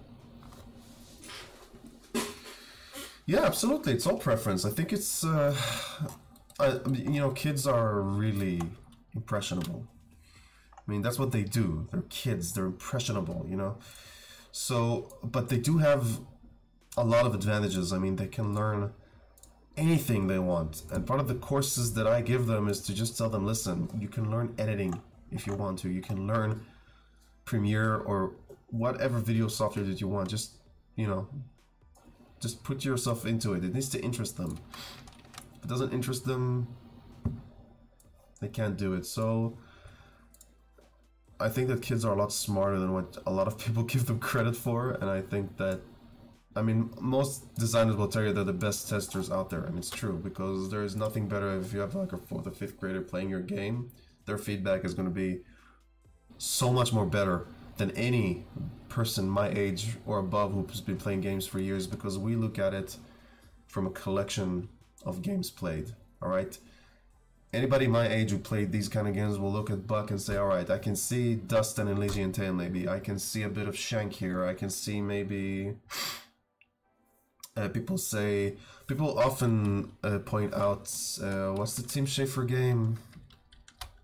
The one with the motorcycles? Full Throttle.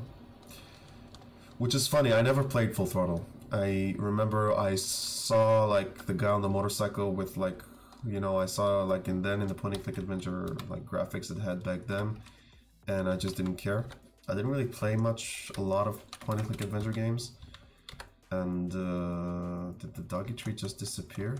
Oh, there it is. I'm just really tired. So I never really played the Full Throttle games, though I looked at the remastered trailer and I can definitely see where the comparisons are coming from. We use very similar color palettes, but I've never played Full Throttle. Or action adventure games. And as a whole, I didn't play a lot of them. I think my favorite one is Machinarium. Machinarium, what do you want to call it? Lobo with shotguns, which made... Huh. Lobo with shotguns. Sounds interesting. Lobo, I think I saw something about this. Somebody sent this to me. This is the first time I'm hearing this name. Or am I confusing it with a B movie I like called Hobo with a Shotgun? Won't they have copyright infringement problems with the character of Lobo? From DC? Oh well. What's Buck's risk? Gonna be sued by Love and Marriage? Married with children? Alright, let's check the spawners here, see what we got. Missing enemy, that's Bandit A.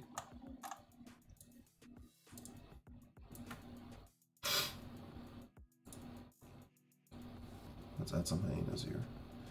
I want to make sure that it's only hyenas and bandits in these first missions. I don't want you to come across other more difficult enemies. I'll put them in different areas. Yeah, I know Lobo means wolf in Spanish, but it's still the same name. It doesn't matter, man. If they're making a game, they're heroes, you know. I wish them good luck. But send me a lick, I'd love to see it.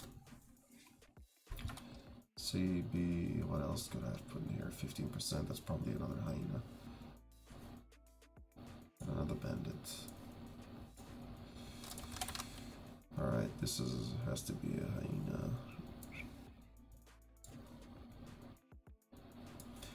And yeah, we will add more skins further down the line.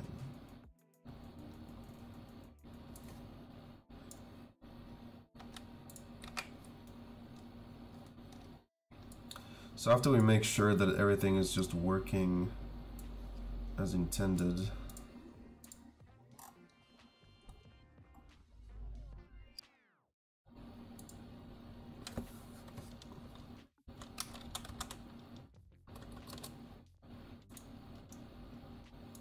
alright, just make sure, because you know I can't see the... Alright, I'll look at it after the stream. Well, you know what? I can look at it now. Why not? Let's give him some... give him some views. Tom, I'm just interested. Ooh. Nice design. I think I've seen this. I've definitely seen this. They even have the same... They even have the same VHS effect that we use. That's hysterical. Yeah, I've seen this somewhere. That's cool.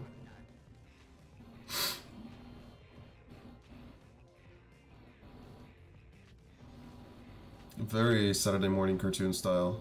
I like the VHS, they really nailed down the look. Interesting. Oh, there's an interview though. I'll kill. Alright, I'll watch this later, man. Thank you. Wish them the best of luck.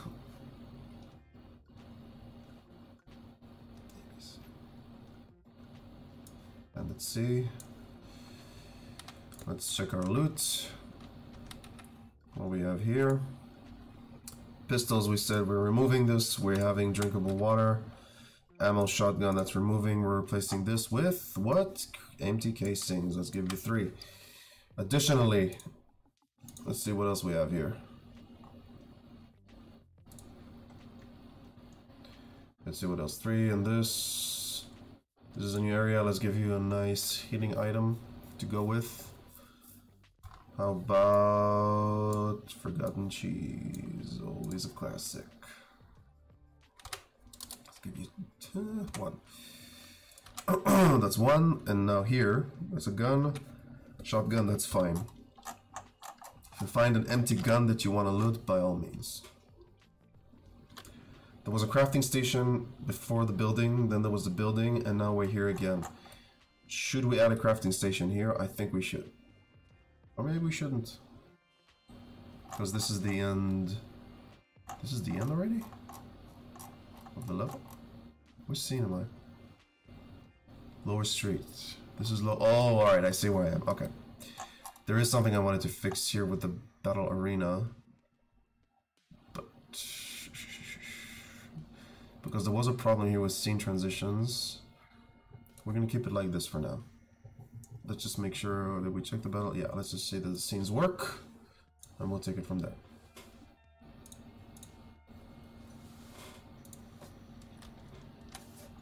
Ooh. Scaled in. There we go. So you got the shotgun, 2 shells, which is cool.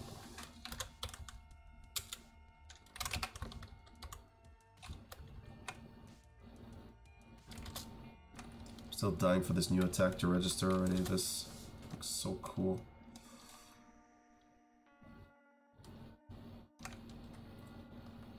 Camera distance is fine here. Yeah, their HP is still a bit high, but it's fine. Yeah, there we go. Some shells. Inventory is full. Let's consume some items. This we can drop for now, and there we go. I think the current ideal playthrough loadout, at least from my perspective as the designer of this game, at least until we nail the whole item distribution and balance, I think it should really, you know, take one ranged weapon, either the pistols or the shotgun, and then just take the Guzzler with you. It's gonna give you a better chance of surviving. Yeah, thanks Jen, I've been, wow, I think last night I worked on that until like 4:30 AM with Oli, was here before on the chat. He helped me a lot with that. We just tried to figure out how to make it work. Alright. Since I am starting to lose it a bit, I am gonna finish this soon, but I want to get through the entirety of West Town first. I'm gonna thank myself tomorrow. Let's just keep checking through this, alright? We have the building, we have the loot. Let's just quickly check the battle arenas. Just move them to the top. Just remember there was something I didn't check, which was this, to make sure that all the layers are in the correct order. Because I noticed that some of them aren't, and that can break stuff. Let's go back 1.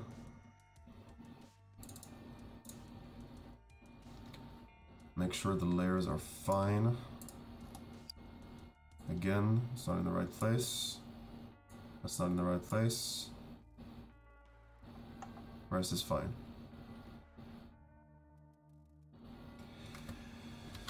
Yeah, well, now we've touched on the subject of why I had some issues developing Buck. I've developed a serious case of insomnia for the past last year. I never liked sleeping, so I don't mind it as much, to be honest. I always prefer to work at night. I like the silence. It's perfect. I usually put music on, but I need to talk to you guys, so it's even more interactive, which is even better. So yeah, I always prefer working at night times, but it does screw up my entire schedule. So even when you have a second job, it's a bit tricky.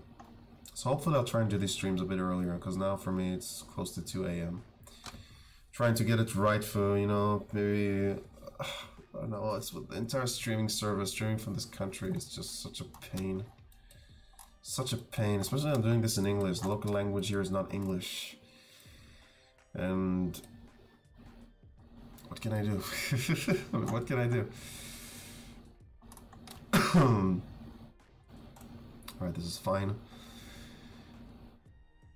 Lower street is fine. Let's just make sure the building is also okay.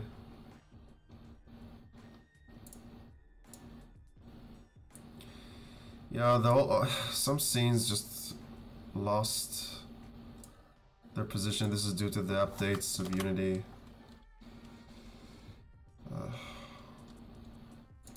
We're just combing through the scenes we've already been through just to make sure, because I forgot to check that.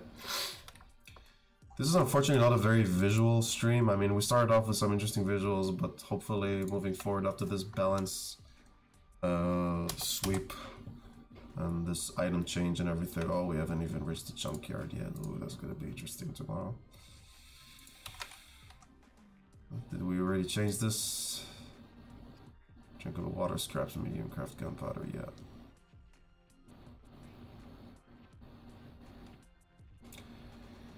Interesting.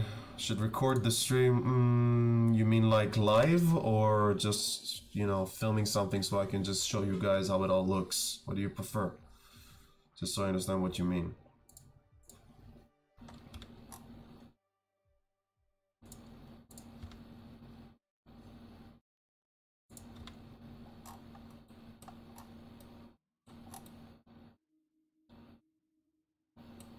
There's a crafting point here, good.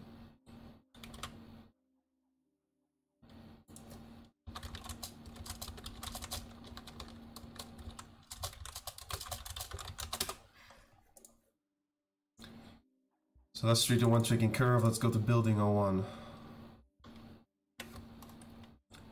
Let's first make sure that the scene, there we go, it's all messed up. 1, 2, 3,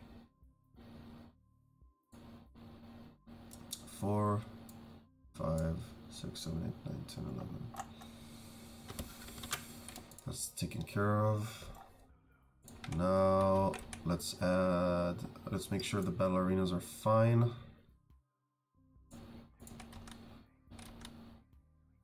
Potential enemies, there we go. Bandit C, Bandit B, bandits. I think it's mostly bandits here.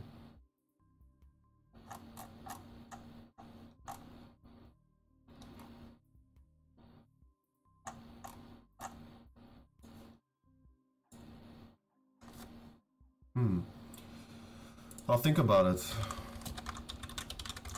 I'll definitely film whatever is happening there, because unlike PAX, we were completely unprepared for that cluster fuck of an event.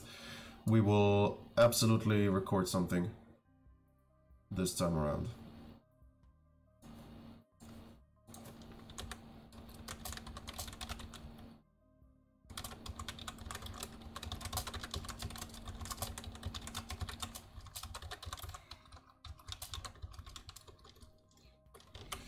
I think live would be cool, but how will we interact with you? Because basically, here's the gist of it. All right, it's gonna be me and one of the and Emil probably, and some kids mostly running around, and it's gonna be me explaining what the game is about once every 5 to 10 minutes. So this is Buck. This is a game about my childhood dog. It's a 2D post-apocalyptic adventure game. Did you see that? I didn't like that. He moves forward a bit too much. I need to change it. Come on, hit me, you bastard. There we go. Just give me an excuse. Yeah, also improve their death animations and the way they lie down. I always hated the way they looked when they laid down.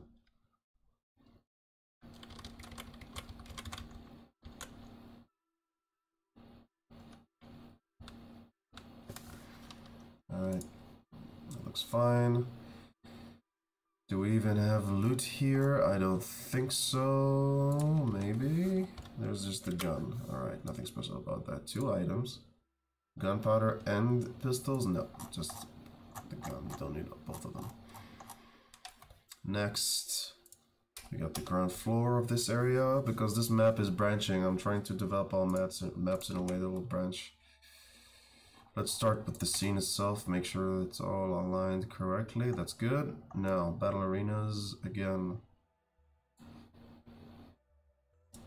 How are you guys doing? You guys doing fine? Doing fine. Loot. Is there any loot here? There's a lot of loot here. Box. Gunpowder, glass. There we go. This is the timber and thing. I'm gonna remove these. This is gonna be mostly in shops. Gonna keep the gunpowder and gonna keep the resin. Because really inside a level, that's the only thing that should interest you. Another thing that we're gonna add soon is the option to fast travel your way out of any level when you want, because now you can't, and that's really frustrating. So hopefully, let's add you some of these. Hopefully that will give you some options to, you know, if you're out of ammo, you don't know what to do, just drive back home. Yeah, it's gonna reset the level, and you are gonna lose the items, but it's gonna keep what items you have on you and scraps you collected, so you can buy new things and try again. Currently that's not live. I'm not sure that's gonna be in the first patch, but it is something we're working on. Empty casings, gunpowder, and resin. I'll give you 2. Cool, next. That's irrelevant right now.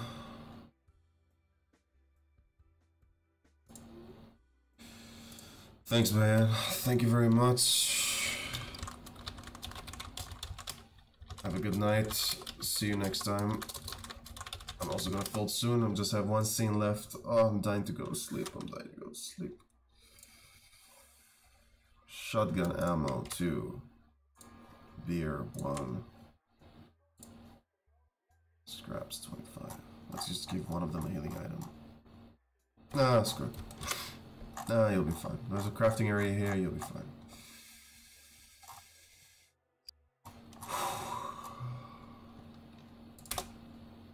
Sewers.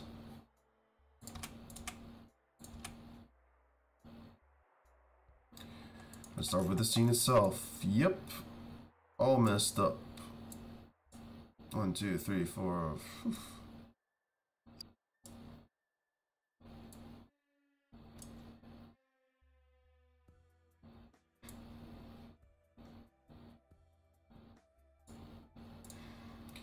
Just rearrange those bastards, make sure it's fine.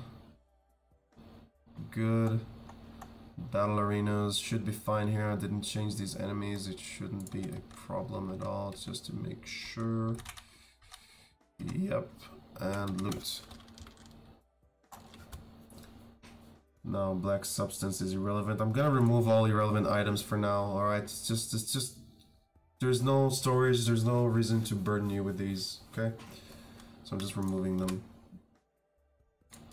1 antiseptic bandage, and instead of let's make this a healing. This is a bit of a spooky, problematic area. Let's put some meat in there.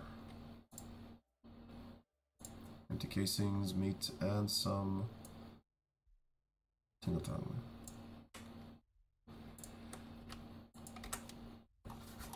Okay. Let's see if this scene works. 1 more scene and we're done for today.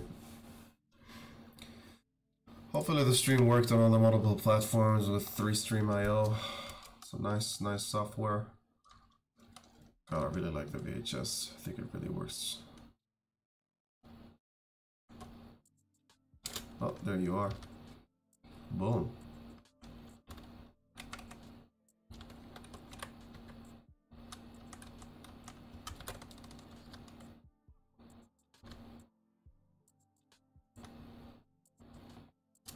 Buck's jump is a bit high here, but it's irrelevant.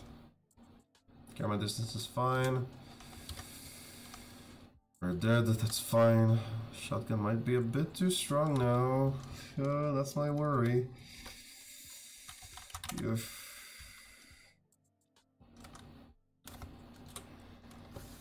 Alright, last scene, and we're done for today. I'm gonna do this again tomorrow. We're gonna go through the other levels. Just a huge calm over we need to do just once, and then it should be alright. The rest is just enemy attacks and loot balance. Are the layers fine? No, they're not. 6, 7, 8, 9, 10. Now they're fine. Battle arenas here should be broken because of the enemies that I changed. Let's look at this.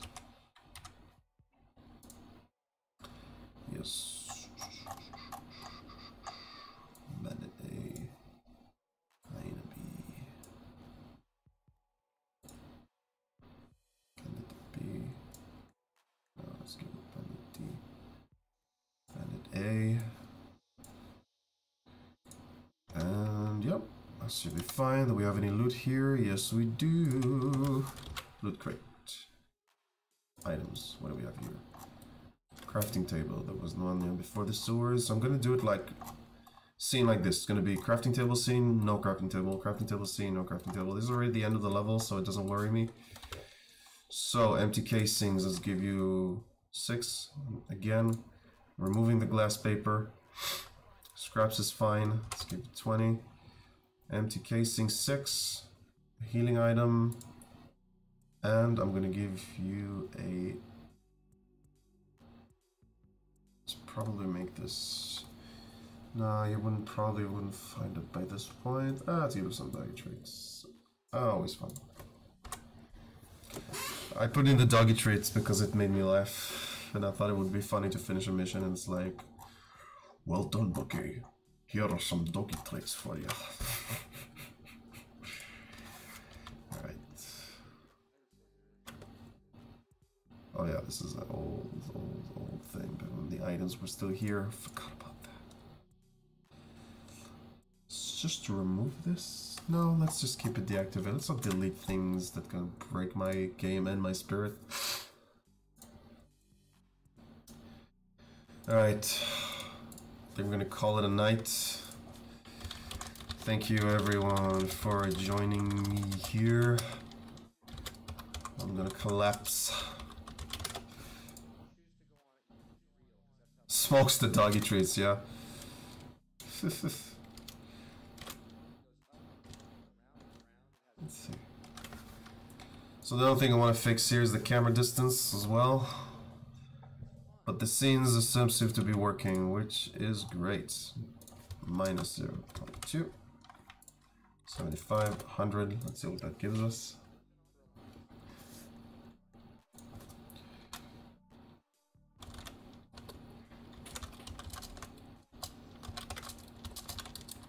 Thank you. Really, thank you for being here with me. You have no idea how much this helps. I mean, it's hard enough, you know, to get unnoticed on the Steam. On Steam, to have you guys here with me really just rocks. You have no idea. It means a lot to me, really. Thank you. I really appreciate it. So yeah, let's just do a quick overview. We fixed camera distances. We fixed all the battle arenas for the first level and the tutorial. We added a, not in this particular stream, but I added a VHS filter to the entire game. We made all the enemies weaker. Oh, and I didn't show you, this is a nice ending. A way to end the stream is with Buck's new main menu. Because why not? Let's see. Just for the 2 people watching, because why not? It's a nice treat. If you stayed up to the end, you might as well see something no one else has seen yet, right? Let's see. It's gonna piss me off if this breaks now. I decided to change the main menu to be different. I got tired of Buck sitting in his home. And I wanted this. I wanted the world to add the new logo and all the good stuff. The new VHS effect looks great. It's an atmospheric scene. It's a shorter loop. The previous one was a minute and 30 seconds, like a full video. This is like a 10-second loop that I just made in After Effects. I use it in some of my outro videos on YouTube. I just love this. I think it's one of my favorite shots. It's based on a children's book that I still have somewhere. Ferdinand, which was just released as a 3D nightmare of a film. I saw the trailer and it's like, alright, whatever. Whatever, Hollywood, you and your little Jewish schemes. Oh, so funny. I'm Jew, I can say these kind of things. I'm Jewish. Who gives a shit about these kind of things? I make games. And this is why I shouldn't stream late, because I speak absolute nonsense. Alright. So, that's it for today. Oops, sorry about that. Just gonna close things off, put things on the outro, and really thank you very much for joining me. This has been Gull, and we'll be back tomorrow. See ya.